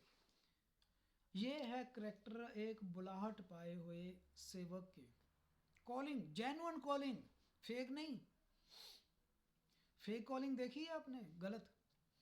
और ये देखिए जेन्युइन कॉलिंग है, बिल्कुल जेन्युइन। कोई किसी बंदे ने नहीं चुना भाई, किसी पास्टर बिशप पोप ने नहीं चुना। सीधा परमेश्वर ने कहा तू मेरा दास है, तू नबी है, तू मेरा वचन लेके जाएगा। आमीन। अब जाके पता चला उसे कि जो मेरे दोस्त थे वो तो मेरे को बर्बाद करना चाहते हैं। पर कहता प्रभु तू मेरा मुकदमा लड़, तू धर्मी है और तू न्यायी है। और ये बाइबल जो है ये सिर्फ यिर्मयाह समय की बाइबल नहीं है, ये हमारे समय की भी बाइबल है। यही परमेश्वर आज भी है और हमारे साथ है, यही वाला। आमीन, सेम। और ये कभी भी अपने काम करने का तरीका नहीं बदलता, आज भी इसी तरह कार्य करता है। और आज भी जो भी आज भी यिर्मयाह है उसके साथ भी यही होना है, कोई अलग से नहीं होना, आपसे यही होना है सारा कुछ। तो प्रभु का दास कह दिया है, इसने दुआ कर दी है, अपने दुश्मन को, अपने विरोधियों को प्रभु के हाथों में दे दिया। इसने बुरा नहीं बोला, अपने दुश्मनों को कोई गलत बात नहीं बोली, इसने प्रभु को हाथों में सारे दुश्मनों को दे दिया। अब अगर कॉलिंग प्रभु ने दी है, चुनाव प्रभु ने किया है, तो प्रभु जिसको चुनता है हमेशा उसके साथ रहता है। प्रभु जिसको चुनता है हमेशा उसके साथ रहता है। अगर प्रभु ने चुना है तो प्रभु उसके साथ होगा, फिर उसकी सारी जिम्मेदारियां, सारी चीजें प्रभु संभालेगा। फिर उस भाई बहन को फिक्र करने की जरूरत नहीं है। अगर चुनाव हुआ है, कॉलिंग आई है। अब देखिए इसने प्रार्थना की है, प्रार्थना का जवाब आना ही आना है, प्रार्थना का जवाब आना ही आना है। अब प्रार्थना का जवाब आ रहा है 21 आयत में। 21 आयत में प्रार्थना का जवाब आ गया। प्रार्थनाओं का जवाब आता है, प्रार्थनाओं का जवाब आता है। जब इस तरह की कॉलिंग है, बुलाहट है, प्रभु के भेजे जा रहे हैं, जो प्रभु बोल रहा है बोल रहे हैं, फिर प्रार्थनाओं का जवाब आना है। प्रभु का जवाब आया इस नबी को 21 आयत में, आप पढ़ सकते हैं अपनी बाइबलों में। इसलिए यहोवा ने मुझसे कहा। किसने कहा? यहोवा ने। यहोवा ने मुझसे कहा, कहता अनानात के लोग जो तेरे प्राण के खोजी हैं। अब इसे कैसे पता चल रहा था कि कौन इसका दुश्मन है, कौन दोस्त है, कौन इसके खिलाफ प्लानिंग बना रहा है? पहले नहीं इसे पता था, पर जब प्रभु ने चुना, अब इसको सब पता है कि इसके दोस्त कौन है ते दुश्मन कौन है। अब इसे सब पता है कि जो इसके साथ बैठते हैं, भाई भाई बोलते हैं, वो इसके बारे में गलत सोचते हैं। अब इसे सब पता। क्यों पता लग गया? अब आपको इस आयत से पता चल गया होगा कि इसको कोई बताता था, और बताने वाला वो इंसान नहीं था। कौन था? परमेश्वर था। परमेश्वर ने इसे बताया। परमेश्वर ने क्या बताया? कि अनातोत के लोग जो तेरे प्राण के खोजी हैं। प्रभु कहता, अनातोत के लोग तो तेरे प्राण लेना चाहते हैं, तुझे मारना चाहते हैं, मारना। हमारे भी दोस्त जो प्यारे लोग जिन्हें हम समझते हैं, अगर हमें मारना चाहते हैं, बर्बाद करना चाहते हैं, तो हम बचें कैसे? बहुत सारी दुनिया में आप देखते हैं ना, दुश्मन ने दुश्मन को मार दिया, दुश्मनी थी कत्ल कर दिया, दुश्मनी थी बिजनेस बर्बाद कर दिया। क्यों? क्योंकि उनके पास सच्चा परमेश्वर नहीं होता। लेकिन इसके पास सच्चा परमेश्वर था। हमारे पास भी अगर सच्चा परमेश्वर है, तो परमेश्वर हमें हमारे विरोधियों से, हमारे दुश्मनों से बचाता है। हमें नहीं कुछ करने की जरूरत, हमें तो ईमानदार विश्वासी दुआओं प्रार्थनाओं में रहना है, बाकी काम का काम प्रभु पर छोड़ दें। यहाँ पे प्रभु परमेश्वर ने बताया कि अनातोत के लोग जो तेरे प्राण के खोजी हैं, वो ये कहते हैं कि तू यहोवा का नाम लेकर भविष्यवाणी ना कर। इसे धमकी क्या आ रही है? धमकी ये आ रही है कि तू परमेश्वर का नाम लेकर भविष्यवाणी ना कर, यानी परमेश्वर का वचन ना सुना। इसको ये धमकी आ रही है कि परमेश्वर का वचन मत सुना, परमेश्वर के नाम पे भविष्यवाणी ना कर।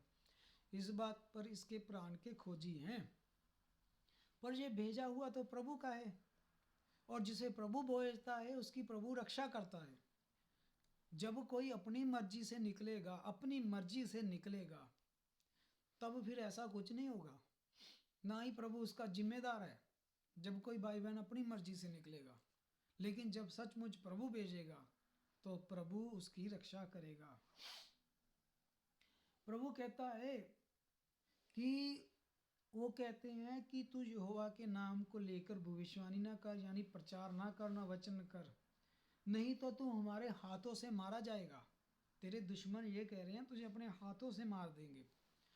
तो क्या यिर्मयाह के दुश्मन कामयाब हो जाएंगे? क्या यिर्मयाह के दुश्मन जो से मारना चाहते हैं कामयाब हो जाएंगे? यिर्मयाह को मार देंगे?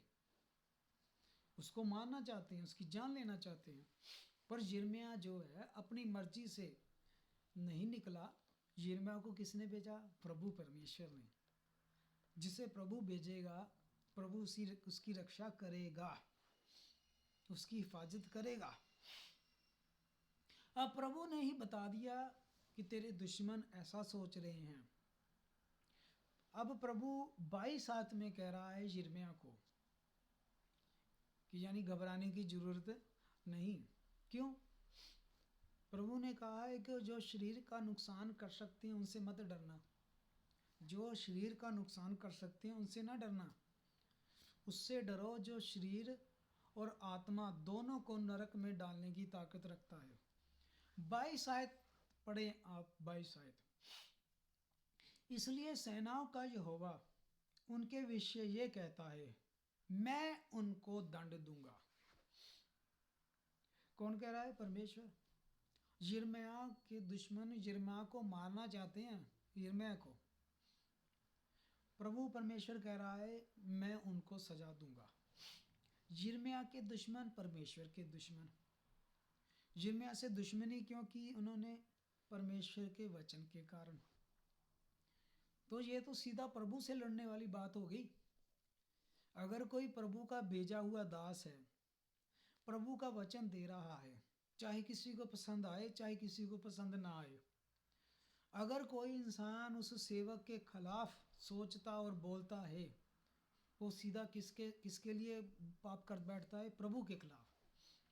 क्या प्रभु ने नहीं कहा था कि ये मूसा, इन्होंने तुझे बुरा नहीं बोला है, इन्होंने मुझे बुरा बोला है? तो यहाँ पे प्रभु कहता है मैं दंड दूंगा दुश्मनों को, तेरे विरोधियों को मैं दंड दूंगा। अब जिसे प्रभु सजा दे तो फिर कौन बचाएगा उसे?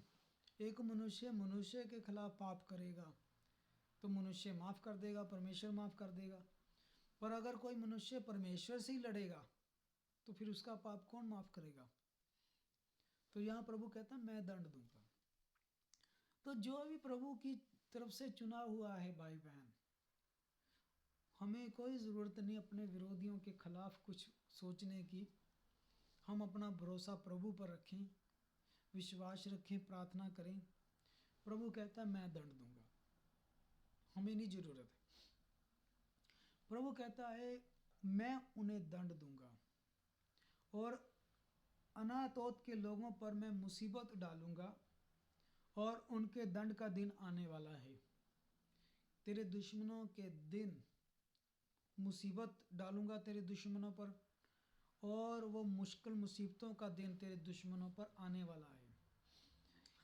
ये एक बुलाहट पाए हुए सेवक के जीवन की कहानी, स्टोरी, टेस्टमनी, गवाही है। आज भी ये प्रभु परमेश्वर जिस भाई बहन को भी चुनता है उसका जीवन फर्क नहीं होगा, ऐसा ही होगा। अब हमने देखा कि एक सेवक का चुनाव हुआ, उसके परिवार में तब्दीलियां क्या आई, आस पड़ोस में तब्दीलियां क्या आई, दोस्तों में तब्दीलियां आ गई। अब रह गई बात विश्वासियों के बीच में इसका रिश्ता कैसा होगा, जो कि बहुत ज़रूरी है। अब हमें ये भी जानना कि यिर्मयाह का यहूदी धर्म गुरुओं के साथ कैसा रिश्ता रहा होगा, जो कि अब हमें भी जानना बहुत ज़रूरी है ये वाला। तो क्योंकि आज भी अगर परमेश्वर हमें चुनता है तो हमारा मसीहत में, क्रिश्चियनिटी में, डिनोमिनेशंस में हमारा रिश्ता कैसा हो जाएगा? क्या अच्छे हो जाएंगे कि बुरे होंगे? इससे पहले यिर्मयाह के रिश्ते धार्मिक गुरुओं से बहुत अच्छे थे। ये धार्मिक गुरुओं को बहुत ही ज़्यादा मानता था, वो भी इसे बहुत प्यार करते थे यिर्मयाह को। पर अब परमेश्वर ने कह दिया इसे कि मेरा वचन ले और जाके तू यानी चर्च में जाके प्रचार कर दे। परमेश्वर ने उसे एक ये वचन दे दिया कि यिर्मयाह तुमने जाकर, यानी हमारी भाषा में समझ लें कि चर्च में जाके प्रचार करना, जो तेरे शहर का सबसे बड़ा चर्च है, हैकल है, उसमें जा और वहाँ जाके मेरा वचन दे। अब आप अपने पर लगाएं, प्रभु परमेश्वर आपसे बात करे और उस प्रभु आपको वचन दे और कहे कि आप अपने शहर के लोकल चर्च में, सबसे बड़े चर्च में जाकर मेरा वचन दे दें। और वचन हमेशा क्या होगा? खुश करने वाला तो होगा नहीं।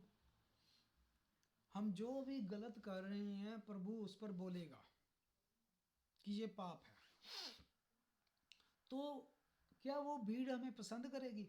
हमें अपने कंधों पर उठा लेगी कि पास्टर साहब आए थे, उन्होंने बड़ा अच्छा वचन दिया, इन्होंने गवाही की है कि मुझे कार मिलने वाली है, इन्होंने गवाही दी कि मुझे घर मिलने जा रहा है, इन्होंने गवाही दी है कि मुझे लॉटरी लगने वाली है। जैसा आज हम देखते हैं, जिनके नाम ए पर पढ़ते हैं प्रभु आशीष देने जा रहा है, जिनके नाम जेड पर पढ़ते हैं उन्हें जे देने जा रहा है। तो जो प्रभु भेजेगा तो प्रभु सीधा वचन कहाँ देगा कि ये पाप है, पापों से दूर हो जाओ, पापों को दूर करो। जिनमें आ गया है हैकल में, जहाँ सारे धर्म गुरु, बड़े बड़े धार्मिक लोग बैठे हैं, जो कहते हैं हमें ऑलरेडी बहुत वचन पता है, हमें ऑलरेडी सारा कलाम पता है, हम बहुत धार्मिक हैं, हम बहुत रूहानी हैं, हम तो धार्मिक गुरु हैं, हम तो उसके सेवक हैं, हम तो चुने हुए हैं। अब ये बंदा चला गया है उनके बीच वचन लेकर, और मैं उम्मीद करता हूँ हम सारे ध्यान से सुन रहे हैं, क्योंकि ये परमेश्वर का वचन है, हम प्रभु के वचन से बात कर रहे हैं। अब 20 अध्याय देखें यिर्मयाह का, 20 और उसकी 1 और 2 आयत, और इसे मिलाते रहें कि आज भी सेम ही होगा जिसे प्रभु आज भी चुनेगा। इसे प्रभु ने 20 अध्याय में देखें 1 और 2, यिर्मयाह 20 अध्याय 1 और 2, प्रभु इसे भेज देता है धार्मिक गुरुओं के बीच, धार्मिक टेंपल के बीच, कि जा यिर्मयाह वहां जाके बोल कि यहोवा यूं फरमाता है।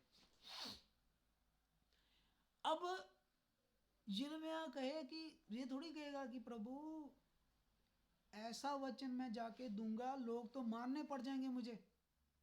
यिर्मयाह नहीं बोल सकता ना, क्योंकि जब कॉलिंग आती है आप पहले से ही मर जाते हो। जो मसीह में हैं ऑलरेडी वो मर चुके हैं, जिन्होंने उसका बपतिस्मा लिया, उसकी मौत का बपतिस्मा लिया। आगे को हम मसीह में जिंदा हैं। जब बपतिस्मा लेते हैं ऑलरेडी उसकी मौत का बपतिस्मा है। हम जीते हैं मसीह के लिए, फिर मरते हैं मसीह के लिए। अब ये बंदा प्रभु किस कहाँ भेज रहा है, इसे कहाँ भेज रहा है? हैकल। क्योंकि किसने कहा था? प्रभु ने, कि जहाँ मैं तुझे भेजूंगा तू जाएगा। अब वहाँ जाकर बोलना क्या है ये कौन तय कर रहा है? प्रभु कह रहा है कि तू वहाँ जाएगा और ये बोलेगा। अब ये पहुँच गया। अब आपको लगेगा कि शायद पास्टर साहब आए हैं बाहर से, तो ये भविष्यवाणियाँ करेंगे, प्रार्थना करेंगे, हमारे दिन बदल जाएंगे। प्रार्थना करें हमारे लिए, प्रार्थना करें हमारे लिए, इसलिए प्रार्थना करें उसलिए। और ये भाई इसने ऐसा कुछ नहीं किया। वो कहता प्रार्थना तो बाद में कर दूंगा, पहले सुनो परमेश्वर यहोवा यूं फरमाता है। अब यिर्मयाह जैसे ही परमेश्वर का वचन प्रचार कर रहा था, पूरा नहीं हुआ, वचन कंप्लीट नहीं हुआ, अभी वचन प्रचार कर रहा था। देखिए आप पहली आयत में आप पढ़ रहे होंगे, जब तक आप खुद नहीं पढ़ेंगे आपको समझ नहीं आएगी। और भाई इब्रानियों ने कहा है जब तक सेल्फ स्टडी नहीं है किसी भाई बहन की, उसके लिए वचन कंप्लीट नहीं होगा। तो आप साथ साथ में मिलाएं, तब देख जाके कलाम काम करेगा। तो एक आयत में देखें, यिर्मयाह अभी प्रचार कर रहा है, खत्म नहीं हुआ। जब यिर्मयाह ये भविष्यवाणी कर रहा था तो इमेर का पुत्र पशहूर ने, जो याजक, ध्यान से सुनना आप, जो याजक है, हैकल का याजक और यहोवा के भवन का प्रधान रखवाला, ये जो यिर्मयाह प्रभु का वचन अभी दे रहा है, तो एक भाई का यहाँ नाम आया है सेवक, जो कि याजक भी है, याजक हैकल का याजक, और दूसरी उसकी पोस्ट क्या है? प्रधान है भवन का, प्रधान, प्रेसिडेंट, याजक और प्रेसिडेंट। तो हम समझ ही गए कि हैकल के अंदर ये याजक भी है और भाई प्रेसिडेंट भी है वहाँ का, जैसे आज प्रेसिडेंट है। तो यिर्मयाह जैसे ही प्रभु का वचन अभी सुना रहा था, ये उठा, इसने सुना तो क्या खुश हुआ, गले लगाया। यिर्मयाह ने तो बोला होगा कि तुम ये सब कर रहे हो, ये पाप है, यहोवा इससे घृणा करता है, छोड़ दो इसे। 2 आयत पढ़े फिर, अब 2 आयत। तब पशहूर ने यिर्मयाह भविष्यद्वक्ता को मारा। मैं उम्मीद कर रहा हूं आप सब सुन रहे हैं।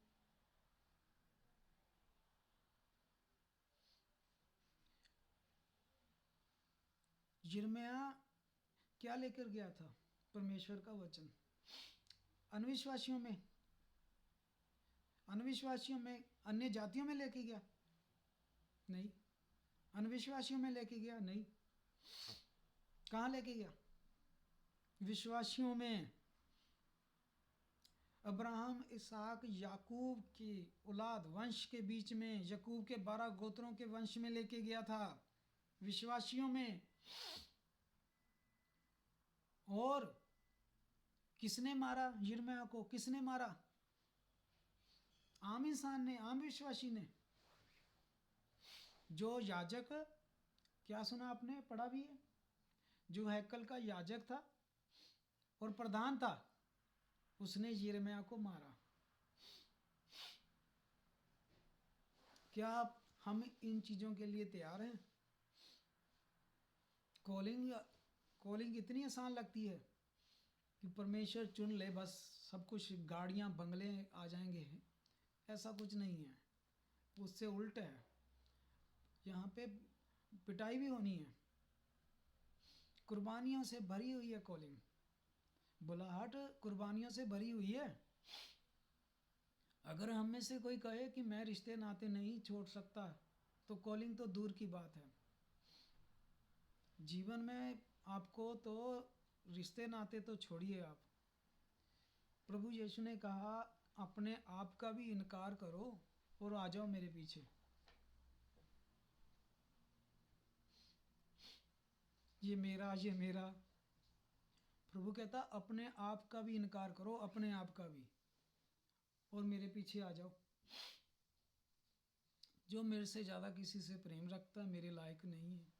जो हल के ऊपर हाथ रखता है, पीछे मुड़ के देखता है, मेरे लायक नहीं है।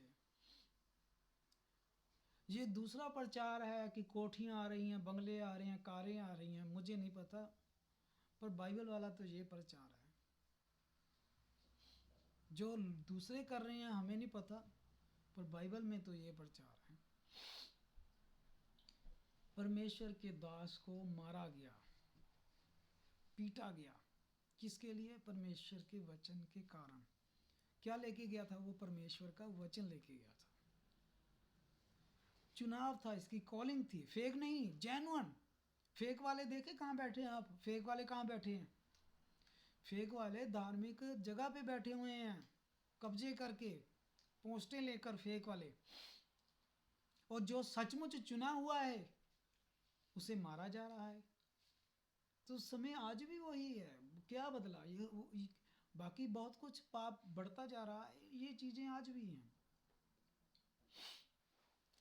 तो प्रभु के इस दास को मारा गया। जो कहते हैं कि कॉलिंग, बुलाहट, ये होती है कॉलिंग, ये होती है बुलाहट। हमारे अपने हमारे खिलाफ हो जाते हैं, हमारे अपने हमारे खिलाफ हो जाते हैं। हालांकि हम नहीं पहल करते, हम अपने विरोधियों से प्रेम करने वाले, दुश्मनों से प्रेम करने वाले, विरोधियों के लिए भी प्रार्थना करने वाले लोग, पर क्यों लोग हमसे दूर हो जाते हैं? परमेश्वर के वचन के कारण।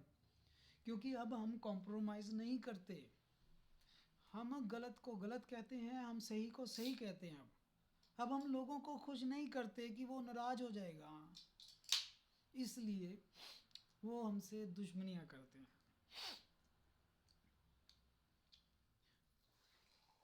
अब ये वहां से मारा गया, पीटा गया यिर्मयाह। प्रभु देखिए अपने दास को ऐसे इस्तेमाल कर रहा है। हमें लगता है कि बल्कि जीवन बड़ा बढ़िया हो जाएगा, लोग आके पाँव दबाएंगे, गुरुजी बाबा जी हाथ पाँव को दबाएंगे। देखिए वो दूसरी जगहों पर होता है, यहाँ पर नहीं होता। लोग कहेंगे पास्टर जी आगे, भविष्य नबी साहब आगे, नबी जी आगे। सचमुच में ऐसा नहीं होता, अगर आपका चुनाव सचमुच में है। अब प्रभु ने देखिए वहां से मार पड़ी है, तो आगे लगता है कि अब प्रभु अगली बार ऐसे नहीं करेगा अपने नबी के साथ। अगली बार प्रभु 26 अध्याय में इसे भेज देता है। हम अपनी भाषा में अगर कहें तो कलीसिया के बीच में, यिर्मयाह 26:8, यिर्मयाह 26:8 में प्रभु इसे कलीसिया के बीच में भेज देता है हमारी भाषा में, कि कलीसिया में जाकर बता कि यहोवा यूं फरमाता है। धार्मिक आगुओं के बीच में गया तो मार पड़ी।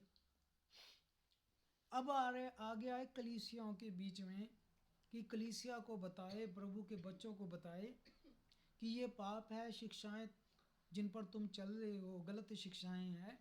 अपने आप को गलत शिक्षाओं से वापस फिरो, मन फिराओ, सच्चे कलाम में आ जाओ वापस और प्रभु से अनुग्रह पाओ। 26:8 में जब ये यहूदियों के बीच में जाता है, इब्राहिम, इसहाक, याकूब की वंश के बीच में, और कहता है यहोवा यूँ फरमाता है। अब देखें प्रभु के लोगों ने भी क्या उसके साथ किया। 26:8, जब यिर्मयाह ये सब कुछ जिसे सारी प्रजा से कहने की आज्ञा यहोवा ने दी थी। आप बार बार क्या नोट कर रहे हैं कि यिर्मयाह अपनी तरफ से कुछ नहीं कह रहा। यिर्मयाह अपनी तरफ से कुछ नहीं कह रहा। यिर्मयाह वही कह रहा है जिसकी आज्ञा यहोवा ने दी। यानी ये वचन किसका है? यिर्मयाह का नहीं, ये वचन परमेश्वर का है। और परमेश्वर का वचन परमेश्वर होता है। परमेश्वर का वचन परमेश्वर ही होता है, क्योंकि वचन ही परमेश्वर था।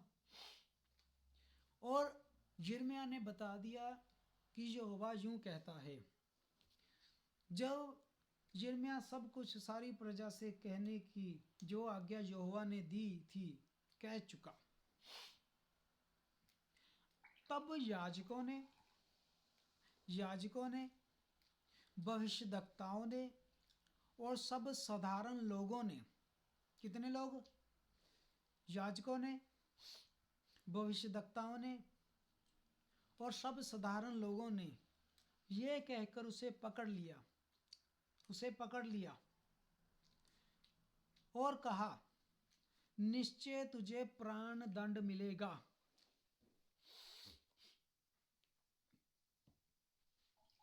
उम्मीद है आप सब सुन रहे हैं। याजकों ने, भविष्यद्वक्ताओं ने, साधारण कलीसिया के लोगों ने उसे पकड़ा और कहा कि तुझे प्राण दंड मिलेगा, प्राण दंड मिलेगा। उसने क्या किया था? यिर्मयाह ने क्या किया?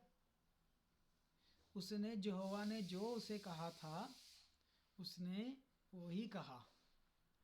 आज भी यही होगा, आज भी यही होगा। या आज भी उसे कहते हैं प्राण दंड मिलेगा। आगे पढ़े, 9 आयत पढ़े, 9 आयत।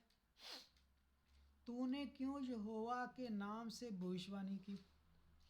तो भाई किसके नाम से करें? पास्टर के नाम से करें?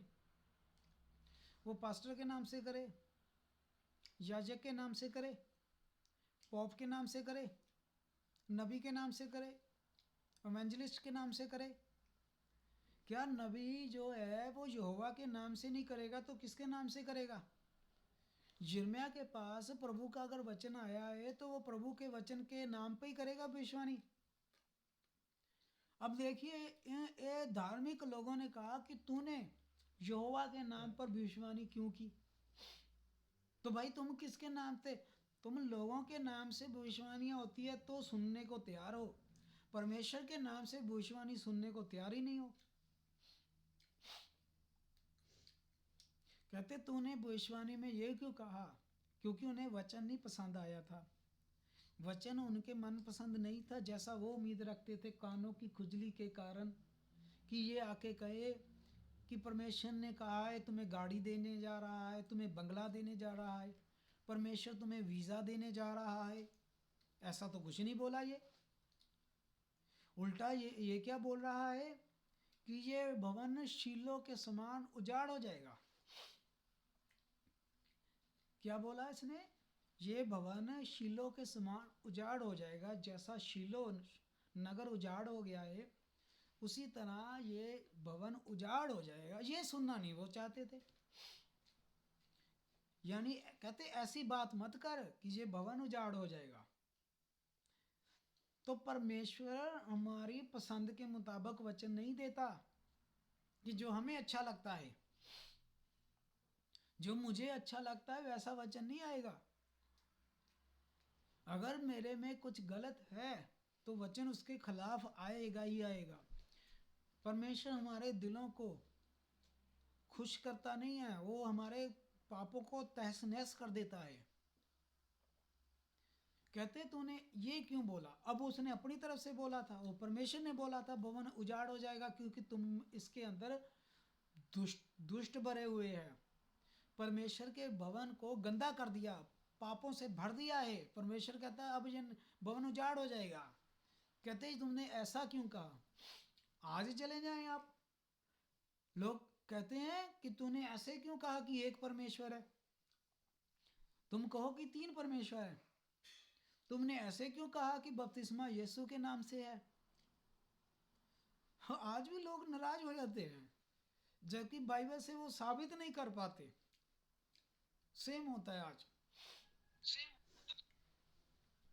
और कहते हैं ऐसा क्यों कहा, ये नगर उजड़ेगा और उसमें कोई नहीं रहेगा। इतना कहकर सब साधारण लोगों ने, किन लोगों ने, आम विश्वासी, आम कलीसिया के लोग, इतना कहकर सब साधारण लोगों ने यहोवा के भवन में यिर्मयाह के विरुद्ध भीड़ लगा दी। यिर्मयाह के विरुद्ध भीड़ लगा दी। आगे भाई परमेश्वर इसे इस्तेमाल करता है, और हम कहें कि परमेश्वर का चुना हुआ है, सब कुछ अच्छा होना चाहिए। अब आप देख लें, आप परमेश्वर इस्तेमाल कर रहा है, हर जगह इसकी विरोधता हो रही है, हर जगह से मारा जा रहा है, पीटा जा रहा है, लेकिन परमेश्वर इस्तेमाल कर रहा है। और आधुनिक लोग कहेंगे ये परमेश्वर का चुना हो ही नहीं सकता। परमेश्वर का चुना होता है उसका तो जीवन बड़ा बढ़िया होता है, महलों में रहता है, गद्दे में रहता है। नहीं, ये परमेश्वर का चुना हुआ है, हर जगह मार पड़ रही है।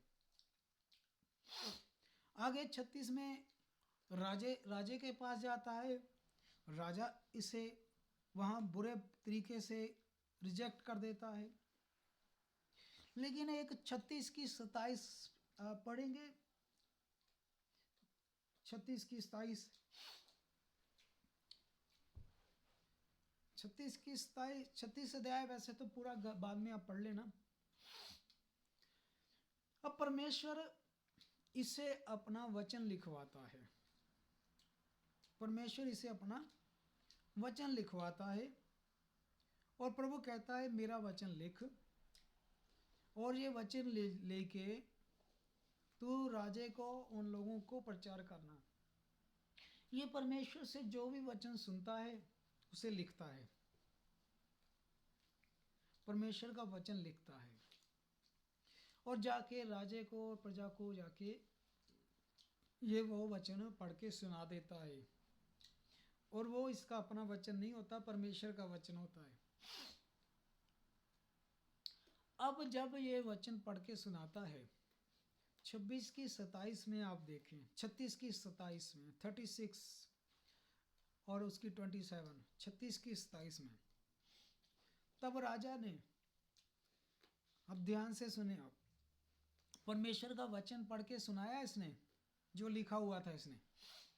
तब राजा ने उन वचनों की पुस्तक को जो बारूक ने यिर्मयाह के मुख से ये सुनकर लिखी थी जला दिया।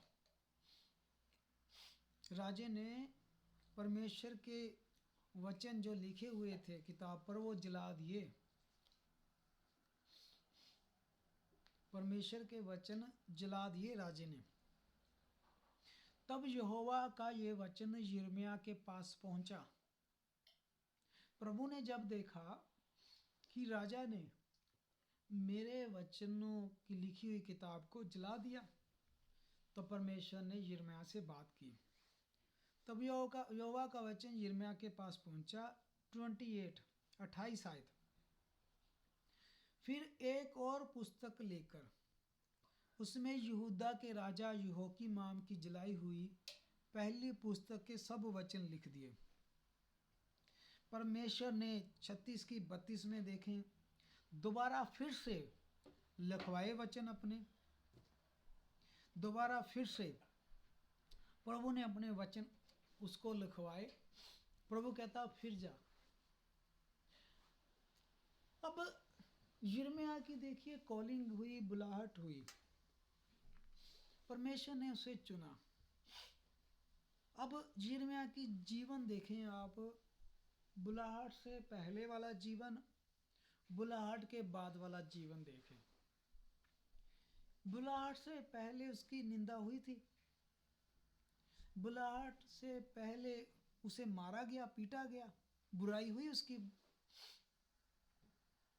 शारीरिक लोगों को पूछा जाए कि कौन सा जीवन उसका सही था, शारीरिक लोग कहेंगे बुलाहट से पहले वाला जीवन अच्छा था, रिश्ते नाते उसके पास थे, आस पड़ोस उसके पास, दोस्त मित्र उसके पास थे, सब लोग उससे खुश थे, प्रसन्न थे।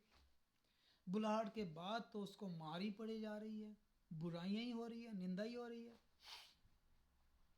पर जो आत्मिक लोग हैं, जो परमेश्वर से प्रेम करने वाले लोग हैं, वो कहेंगे नहीं, परमेश्वर का चुना जाना ही सबसे उत्तम है, आमीन है।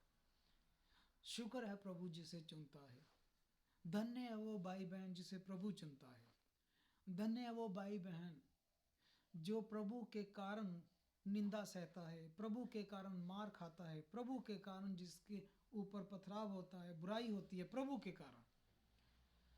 क्योंकि हम जानते हैं कि उतना ही प्रतिफल स्वर्ग में बड़ा होता जाएगा।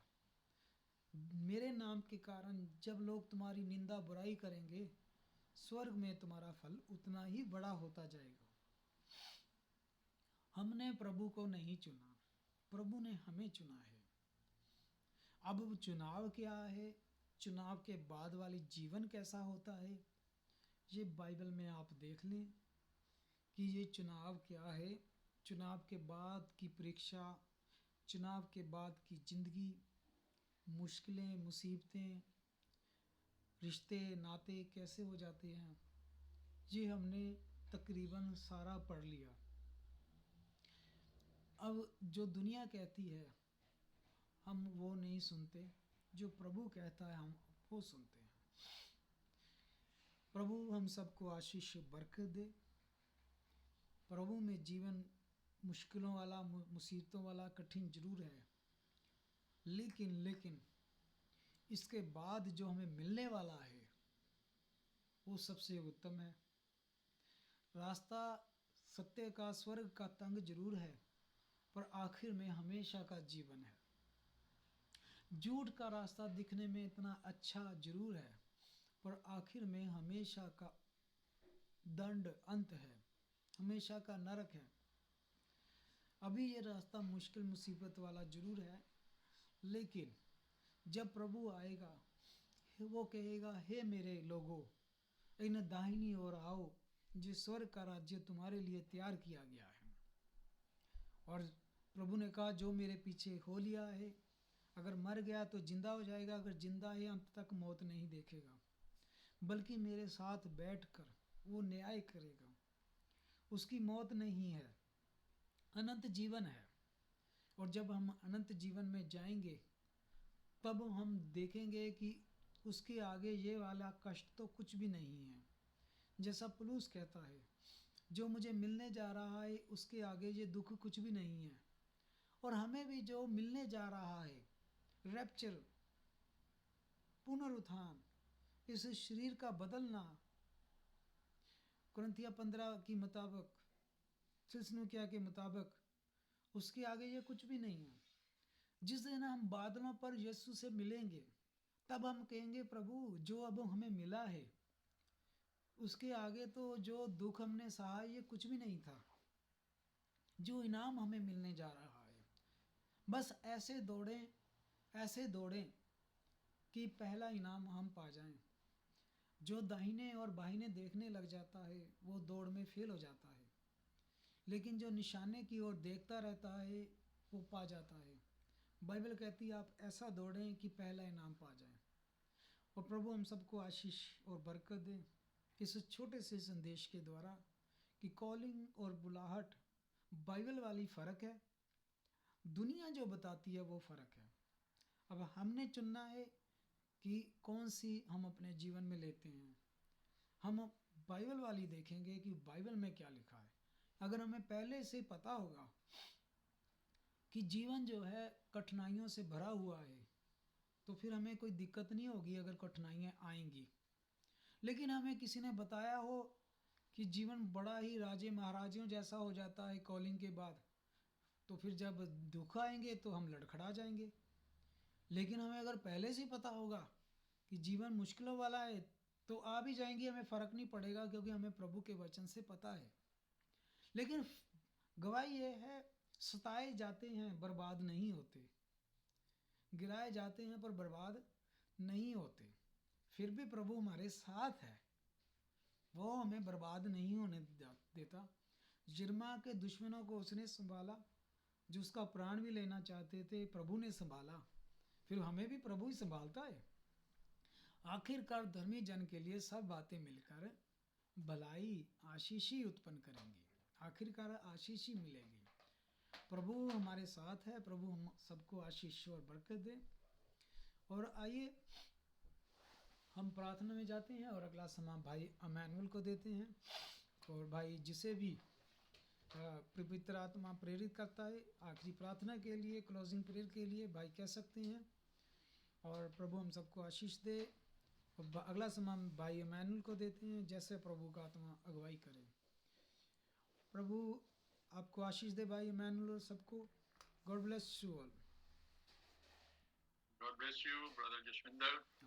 प्रभु के इस आशीषित वचन के लिए हम प्रभु का धन्यवाद करते हैं और भाई जसविंदर का भी धन्यवाद करते हैं, जिनको प्रभु ने इस्तेमाल किया इस वचन को बताने के लिए, समझाने के लिए पवित्र आत्मा के द्वारा। और जैसा कि बाइबल बताती है, अभी हमने सुना भी है कि प्रभु अपना काम कराने के लिए, अपना वचन सुनवाने के लिए, अपने नाम को जलाल और महिमा देने के लिए प्रभु हमेशा अपने बंदों को इस्तेमाल करता है। और खुदा ने अलग अलग समयों में, अलग अलग तरीके से और अलग अलग वक्त में उसने अपने नबियों को भेजा, रसूलों को भेजा, प्रेरितों को भेजा और अपने चेलों को भेजा। और यीशु मसीह ने जब वो उनसे प्रस्थान करने वाला था, उनसे जुदा होने वाला था और आसमान पर उठाया जाने वाला था, तो उसने आखिरियत में अपने चेलों को यही बोला था कि अब आसमान और जमीन का सारा अख्तियार, सारा अधिकार मुझे दिया गया है, तो अब तुम जाकर सारे संसार में उन बातों का प्रचार करो जो बातें मैंने तुम्हें सिखाई हैं, और उन्हें पिता, पुत्र और पवित्र आत्मा के नाम में, बाप, बेटे और रूह कुदस के नाम में बपतिस्मा दो। और मैं इस जहान के अंत तक, इस संसार के अंत तक तुम्हारे साथ हूँ। और पतरस ने ऐसा ही किया।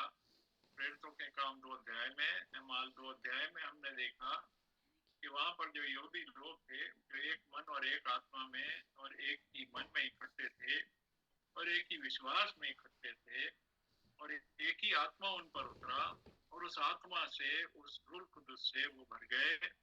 और उसके बाद उन्होंने पतरस से वो वचन सुना। पतरस वो बुलाया हुआ और भेजा हुआ खादिम था, वो सेवक था, जिसको के खुदा के रूह ने अगुवाई करके भेजा था कि जा और इन लोगों से ये बात कर। ऐसे ही खुदा आज भी अपने बंदों को भेजता है, और समय समय पर उसने रसूल और चेले और भविष्यवक्ता और प्रॉफिट्स और नबी भेजे। हमारे वक्त में भी उसने नबी भेजा, जिसके कलाम के द्वारा हमको, हमारे ऊपर बहुत सारे भेद जो थे वो खुल गए। खुदा का बहुत शुक्र हो। Thank God for all this. जैसा कि हम पढ़ते हैं, हमने देखा है, कलाम में लिखा है रोमियो के 10वें बाब की उसकी 14वीं आयत में, कि वहां पर लिखा है कि जो उसके चुने हुए लोग होते हैं, खुदावंद उनको भेजता है। और लोग कैसे बिलीव करेंगे जब तक कि लोग भेजे ना जाएं? कैसे ईमान लाएंगे जब तक कि वो उन भेजे हुए लोगों पर ईमान ना लाएं? वो भेजे हुए लोगों के शख्सियत पे वो ईमान नहीं लाते, वो उस कलाम पे ईमान लाते हैं जो वो भेजे हुए लोग बताते हैं, यानी कि खुदा के कलाम पर। वहां पर लिखा है कि वो कैसे बिलीव करेंगे जब तक कि वहां पर वो उनको सुने ना। किनको ना सुने? जिनको के प्रचार के लिए, खिदमत के लिए खुदा ने चुन करके भेजा है, उनको सुनना बड़ा जरूरी है। और फिर जो कलाम का प्रचार करते हैं, तो उन कलाम की बातों को सिर्फ हम कलाम के सुनने वाले ही ना बैठे हों, ऑडिटोरियम में जैसे लोग बैठ के सिनेमा देखते हैं या किसी की स्पीच सुन रहे होते हैं, हम कलीसिया में या प्रेयर मीटिंग में ऐसे नहीं बैठे होते, हम अपनी बाइबल खोल के अपने सामने रखते हैं और जो जो कलाम से प्रचार किया जा रहा होता है हम उसको बड़े ध्यान से और बड़े गौर से और दुआ के साथ उसको कलाम में देखते हैं, ढूंढते हैं और मिलाते हैं। और जब हमको वो कलाम में वैसे ही मिलता है तब हम उस पर ईमान लाते हैं और तब हमारे दिल के अंदर तौबा पैदा होती है। जैसा कि जब पतरस के कलाम को उन्होंने सुना माल 2 बाब में, फिर तो 2 अध्याय में, तब उन्होंने उनसे पूछा कि हम समझ गए कि ये खुदा का कलाम क्या कह रहा है और हमारे दिल भी अंदर से छिद गए हैं, अब तू बता के हमें क्या करने की जरूरत है। तब पतरस ने कहा कि अब तुम तौबा करो और अपने अपने गुनाहों की माफी के लिए खुदावंद यीशु मसीह के नाम में बपतिस्मा लो।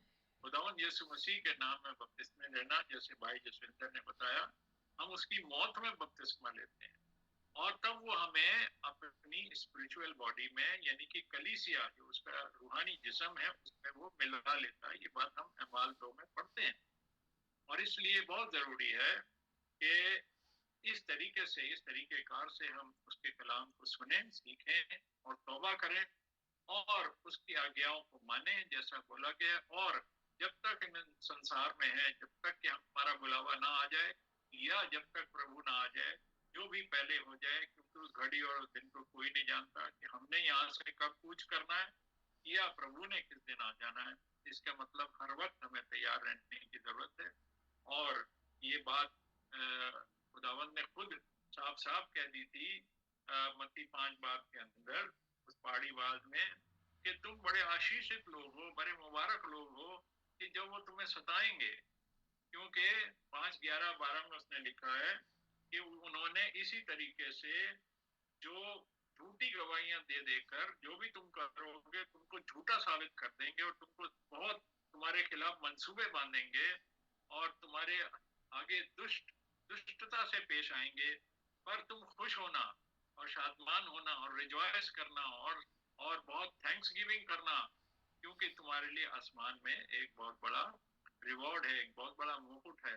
क्योंकि इससे पहले भी, ये मसीहों से बात हो रही कि इससे पहले भी जो बहुत सारे नबी आए, रसूल आए, प्रचार करने वाले आए, जो सच्चे, जैसे कि हमने यिर्मयाह की जिंदगी में देखा कि उसको किस किस मोड़ पर, किसी भी मोड़ पर, चाहे वो उस वक्त की कलीसिया में जाए, चाहे उस वक्त के वो धार्मिक गुरुओं के पास जाए, चाहे वो राजाओं के पास जाए, किसी के पास भी वो जाए, उसको सता भी मिला, उसको हर जगह पर नीचा दिखाया गया, यहाँ तक के खुदा के कलाम तक को जला दिया गया कि अब ये ना कलाम रहेगा ना प्रचार होगा।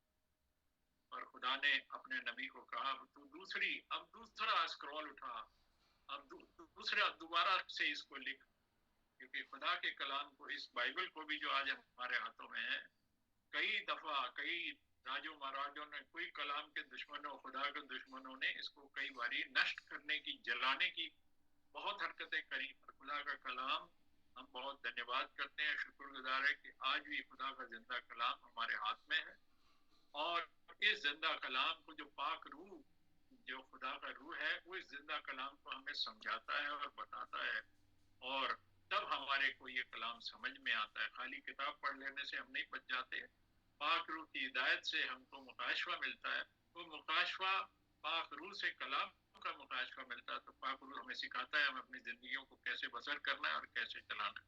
हम सबको बहुत ज्यादा बरकत खुदा के कलाम से मिलती है, आज भी मिली है और हम खुदा का बहुत शुक्र करते हैं इस वचन के लिए।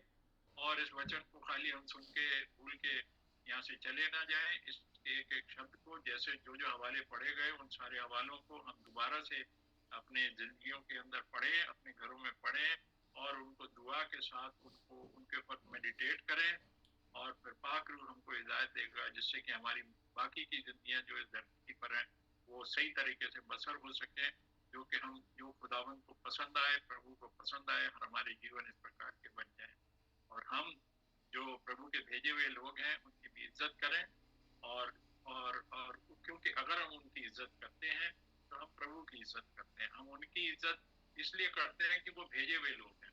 और ये कैसे पता लगेगा कि वो भेजे हुए लोग हैं? क्योंकि जो बातें वो प्रचार करते हैं वो परमेश्वर के वचन से, खुदा के कलाम से मेल खाती है। जो खुदा के कलाम से मेल खाती हैं, वो बंदा खुदा का भेजा हुआ है, वो पाक रूह से भरा हुआ है, पाक रूह से अनॉइंटेड है और मखसूस किया हुआ बंदा है। तो ये इन चीजों की पहचान है कि वो खुदा की तरफ से है कि वो इंसान की तरफ से। अगर वो इंसान की तरफ से, हम हरगिज उसके पीछे ना जाएं, ना उसकी बात सुने, और बल्कि हम ऐसे लोगों से अपने आप को दूर कर दें। तभी कलाम कहता है, मेरे लोगों, उनमें से निकल आओ और अपनी राह सुधार लो। खुदा हम सबको बहुत बहुत बरकत दे और बहुत आशीष दे। May God bless all of us for this word that we have heard, and this word should become a blessing in our lives now and forever until the Lord comes, all until we are taken away from this earth. And now we will have a closing prayer. हम अब प्रार्थना करेंगे और हम दो भाइयों के साथ प्रार्थना करेंगे।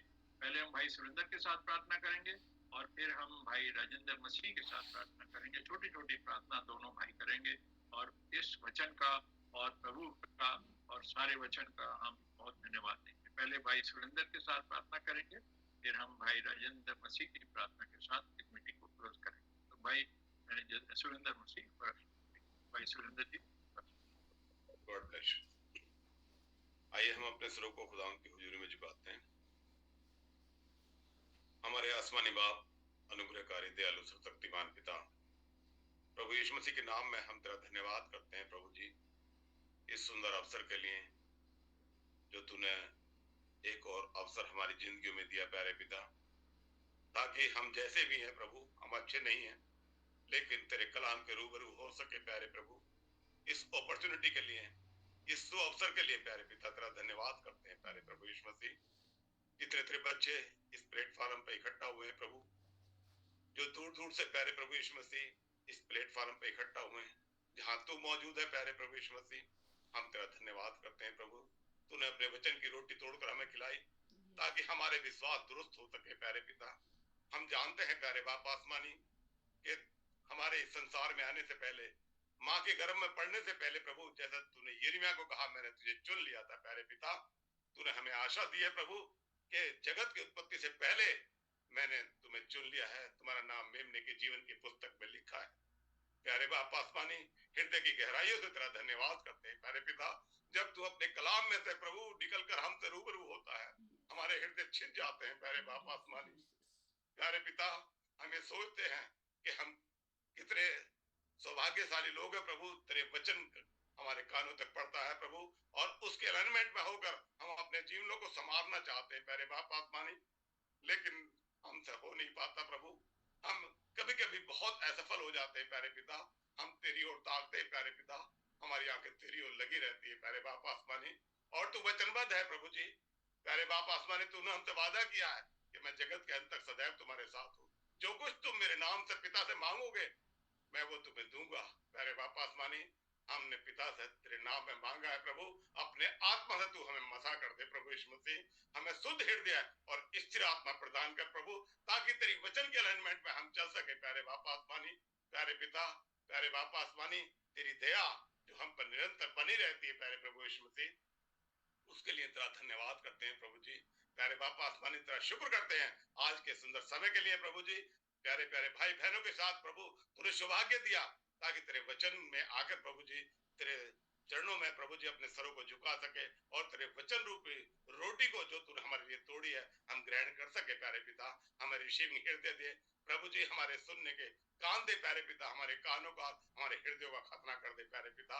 जो आज तेरा वचन बोया गया है प्रभु यीशु मसीह, ये 100 गुना 60 गुना 30 गुना फल लाने वाला हो सके प्रभु। हम यिर्मयाह के समान होने वाले हो सके प्यारे पिता, क्योंकि प्यारे बाप आसमानी तूने हमारे लिए लिखित वचन रखा है प्रभु। हमारे भविष्यताओं को, नबियों को, प्रेरितों को तूने हमारे लिए रखा है प्रभु, ताकि हमारे वो रोल मॉडल हो सके प्रभु, और हम उनके अनुसार चाल चलने वाले हो सके प्यारे प्रभु। हमारी तमाम ढिठाई जो हमारे हृदय में पाई जाती है यीशु तेरे नाम से दूर और दफा की जाए प्रभु यीशु मसीह। हमारी कुप्पियां जो संसार में खाली हो गई प्यारे पिता, हमारी प्रार्थना है तू वो तेल हमें प्रदान कर प्यारे पिता, ताकि हमारे दिए जलते रहे प्रभु जी। हमारी बत्तियों को ट्रिम कर दे प्यारे बाप आसमानी, क्योंकि हम जानते हैं प्यारे प्रभु यीशु मसीह वो तू बहुत जल्दी आने वाला है प्यारे प्रभु यीशु मसीह। इस जो चीजें जो दुनिया में दिखाई देती है प्रभु, एक दिन ये नाश होने वाली है प्रभु यीशु मसीह, जो हमेशा हमेशा रहेंगी प्रभु जी। जहां हम बात करेंगे प्यारे पिता तेरे साथ प्रभु जी, वो अमर हैं प्यारे प्रभु यीशु मसीह, जिनके जहाँ ले जाने के लिए तू प्रभु यीशु मसीह आने वाला है प्यारे पिता, तूने, क्योंकि तूने हमसे वादा किया है प्यारे बाप आसमानी। धन्यवाद करते हैं प्यारे बाप आसमानी तेरे सेवक के लिए प्रभु जी, जो तेरे कलाम को लेकर आया प्रभु यीशु मसीह प्यारे पिता। तूने उसके फोटो को इस्तेमाल किया प्यारे बाप आसमानी, तो उस भाई को बड़ी आशीष दे प्यारे पिता, उसके परिवार को बड़ी आशीष दे प्यारे बाप आसमानी, अपने सेवक भाई बहन उनको बड़ी आशीष दे प्यारे पिता, अपनी दया अपनी करुणा उस पर बना कर रख। भाई जसविंदर उसके परिवार को प्रभु तेरे हाथ में सौंपते प्रभु, और अपनी महिमा और जलाल के लिए इस्तेमाल कर प्रभु यीशु मसीह। और जो तेरे बच्चे प्रभु यीशु मसीह संसार में पाए जाते हैं प्रभु जी, तो उनको अपनी दया अपनी करुणा बना कर प्रभु, अपने सुनने वाले बच्चों को प्रभु जी अनुग्रह प्रदान कर प्रभु यीशु मसीह, ताकि अंश अंश करके वो एक कदम और तेरी महिमा और जलाल के लिए बढ़ सके प्यारे पिता, एक अंश और तेरी ओर बढ़ सके प्यारे पिता, एक अंश और तेरी उस दुल्हन के इमेज में बढ़ सके प्यारे पिता, जिसको लेने के लिए तू आ रहा प्यारे पिता, ताकि जिसके लिए तूने कलाम रखा है प्रभु यीशु मसीह, वो तेरा उद्देश्य पूरा हो जाए प्रभु प्यारे पिता। क्योंकि तू वचन की गवाही देने के लिए पृथ्वी पर उतर आया प्रभु, ताकि हमारे जीवन जो प्रभु जी अंधकार में थे प्रभु जी, जो प्यारे पिता शैतान की गुलामी में हम थे प्रभु जी, और जो शैतान के हाथों हम बिके हुए थे प्रभु जी, उन सब का दाम चुकाकर प्रभु यीशु मसीह उस कार्य को तूने सलीब पर पूरा करके हमारे लिए चला गया प्रभु जी। अब हम उसी मार्ग पर प्रभु, उसी पंथ पर हम चलने वाले हो सके प्यारे पिता, प्यारे बाप आसमानी, क्योंकि तूने कहा है मार्ग सत्य और जीवन में हूँ, जो मेरे पीछे चलता है वो कभी मृत्यु को ना देखेगा, यदि मर भी जाए तो भी वो जिएगा, मैं उसे फिर जिला उठा खड़ा करूंगा प्यारे बाप आसमानी। तेरे इन बच्चों के लिए जो हृदय को शांति देते हैं प्रभु, आनंद देते हैं प्रभु, हमारी आंखें नम हो जाती है प्यारे प्रभु, इन सबों के लिए तेरा हृदय से धन्यवाद करते हैं प्यारे पिता। आज की इस मीटिंग के लिए प्रभु तेरा हृदय से धन्यवाद करते हैं। इस पूरी मीटिंग की कार्रवाई को तेरे हाथों में सौंपते हैं प्रभु, हर एक बच्चे को तेरे हाथों में सौंपते हैं प्यारे बाप आसमानी। तुझसे मेरी इल्तिजा है प्रभु, मेरी प्रार्थना है, यदि कोई तेरा बच्चा कमजोर है, लाचार है, बीमार है, किसी भी घटी और कमी में परेशानी में आया है प्रभु, दुख और परेशानी में आया है प्यारे प्रभु मसीह, तो उसकी सुन लेना प्यारे पिता। बाप आसमानी ने फोटो से नहीं बोला, लेकिन प्यारे पिता उसके हृदय को तो जांच डाला परमेश्वर, आज भी हमारे बीच में पाया जाता है प्रभु यीशु मसीह। प्यारे पिता अपने सिफा भरा हाथ उस पर बढ़ाना प्रभु यीशु मसीह, प्यारे पिता अपने सीधे हुए हाथ बढ़ाकर प्रभु उनको चंगाई देना प्रभु, उनकी जरूरतों को पूरा करना प्रभु, उसकी तमाम बर्डन को प्रभु यीशु मसीह तेरे नाम से डाल देता हूँ, तो दफा किया जाए प्यारे पिता, ताकि वो बड़ी आजादी में और स्वतंत्रता में होकर प्रभु यीशु मसीह तेरे नाम का कहला सके प्रभु यीशु मसीह, जिसका प्रभु फोटो, जिसका चित्र तूने अपनी हथेली पर बनाया है प्यारे पिता। बाप आसमानी तेरा रहम चाहता हूँ प्रभु जी, इस छोटी सी कांग्रेगेशन पर प्रभु जो तेरे नाम की कहलाती है, तेरे हाथों में सौंपता हूँ प्रभु, हर एक भाई बहन को तेरे हाथों में सौंपता हूँ प्रभु। एक बार फिर तेरे सेवकों को तेरे हाथों में सौंपते हुए बाप आसमानी तेरे अनुग्रह की दया और करुणा चाहते हुए व्यक्ति को अपने उद्धार करता शीघ्र आने वाले प्यारे प्रभु यीशु मसीह के पवित्र मीठे जलाए नाम में मांग लेता हूँ, आमीन। Amen, amen, amen. Thank you, brother. Thank you, brother Surendra. God bless you. अब हम प्रार्थना करेंगे दोबारा भाई राजेंद्र मसीह के साथ, और इस प्रार्थना के द्वारा हम आज की मीटिंग को क्लोज करेंगे। भाई राजेंद्र मसीह। गॉड ब्लेस यू ब्रदर जी। तो ये हम सब लोग खुदा की हजूरी में आते हुए खुदा का धन्यवाद करते हैं। हे हमारे अब्बा पिता इब्राहिम इसहाक याकूब के परमेश्वर, तो हमारा भी पिता है, तेरा धन्यवाद करते हैं जो समा तूने प्रभु हमें दिया कि हम प्रभु जी तेरे पवित्र नाम में इकट्ठा हो पाए, तेरा धन्यवाद कर सके और तेरे पवित्र कलाम को हम अपने जीवनों में ले सके, ताकि प्रभु जी हम तेरी आमद के लिए तैयार हो सके। प्रभु जी तेरा धन्यवाद करते हैं कि तू हमारा उद्धार करता, छुटकारा कराने वाला जीवित परमेश्वर है प्रभु जी। और प्रभु जी तेरा धन्यवाद करते हैं क्योंकि प्रभु जी तेरे पवित्र कलाम में आया, जितनों ने तुझ पे विश्वास किया है प्रभु जी, तूने अपनी संतान होने का उन्हें अधिकार दे दिया है। प्रभु जी तेरा धन्यवाद करते हैं सुंदर वादों के लिए भी। प्रभु तूने कहा मैं जाता हूँ और आऊंगा, तुम्हें वहां ले जाऊंगा, जहां मैं रहूं वहां तुम भी रहो। प्रभु जी तेरे शुक्रगुजार है प्रभु जी, खुदा। और प्रभु जी तेरा धन्यवाद करते हैं सुंदर कलाम के लिए प्रभु जी। खुदावंद जो तूने अपना पवित्र कलाम दिया है कि खुदा हम सिर्फ तेरी ही आवाज को सुने और तेरे पीछे चले, हम दुनिया की आवाज को ना सुने, ना दुनिया को खुश करने वाले हों प्रभु जी। क्योंकि प्रभु जी जो दुनिया को खुश करता है प्रभु जी, वो खुदावंद तुझसे बैर रखता है। और खुदावंद जो आत्मा के चलाए चलते हैं प्रभु जी, वो ही तेरी संतान गिने जाते हैं प्रभु जी।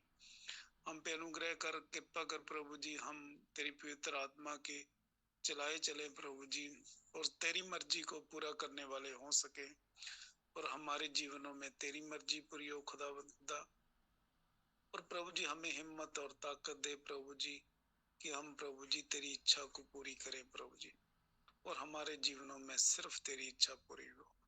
और खुदाबंद हम पे अनुग्रह कर, सदा तेरे सच्चे कलाम पे स्टैंड रखे, मिलावटों से दूर रहें प्रभु जी।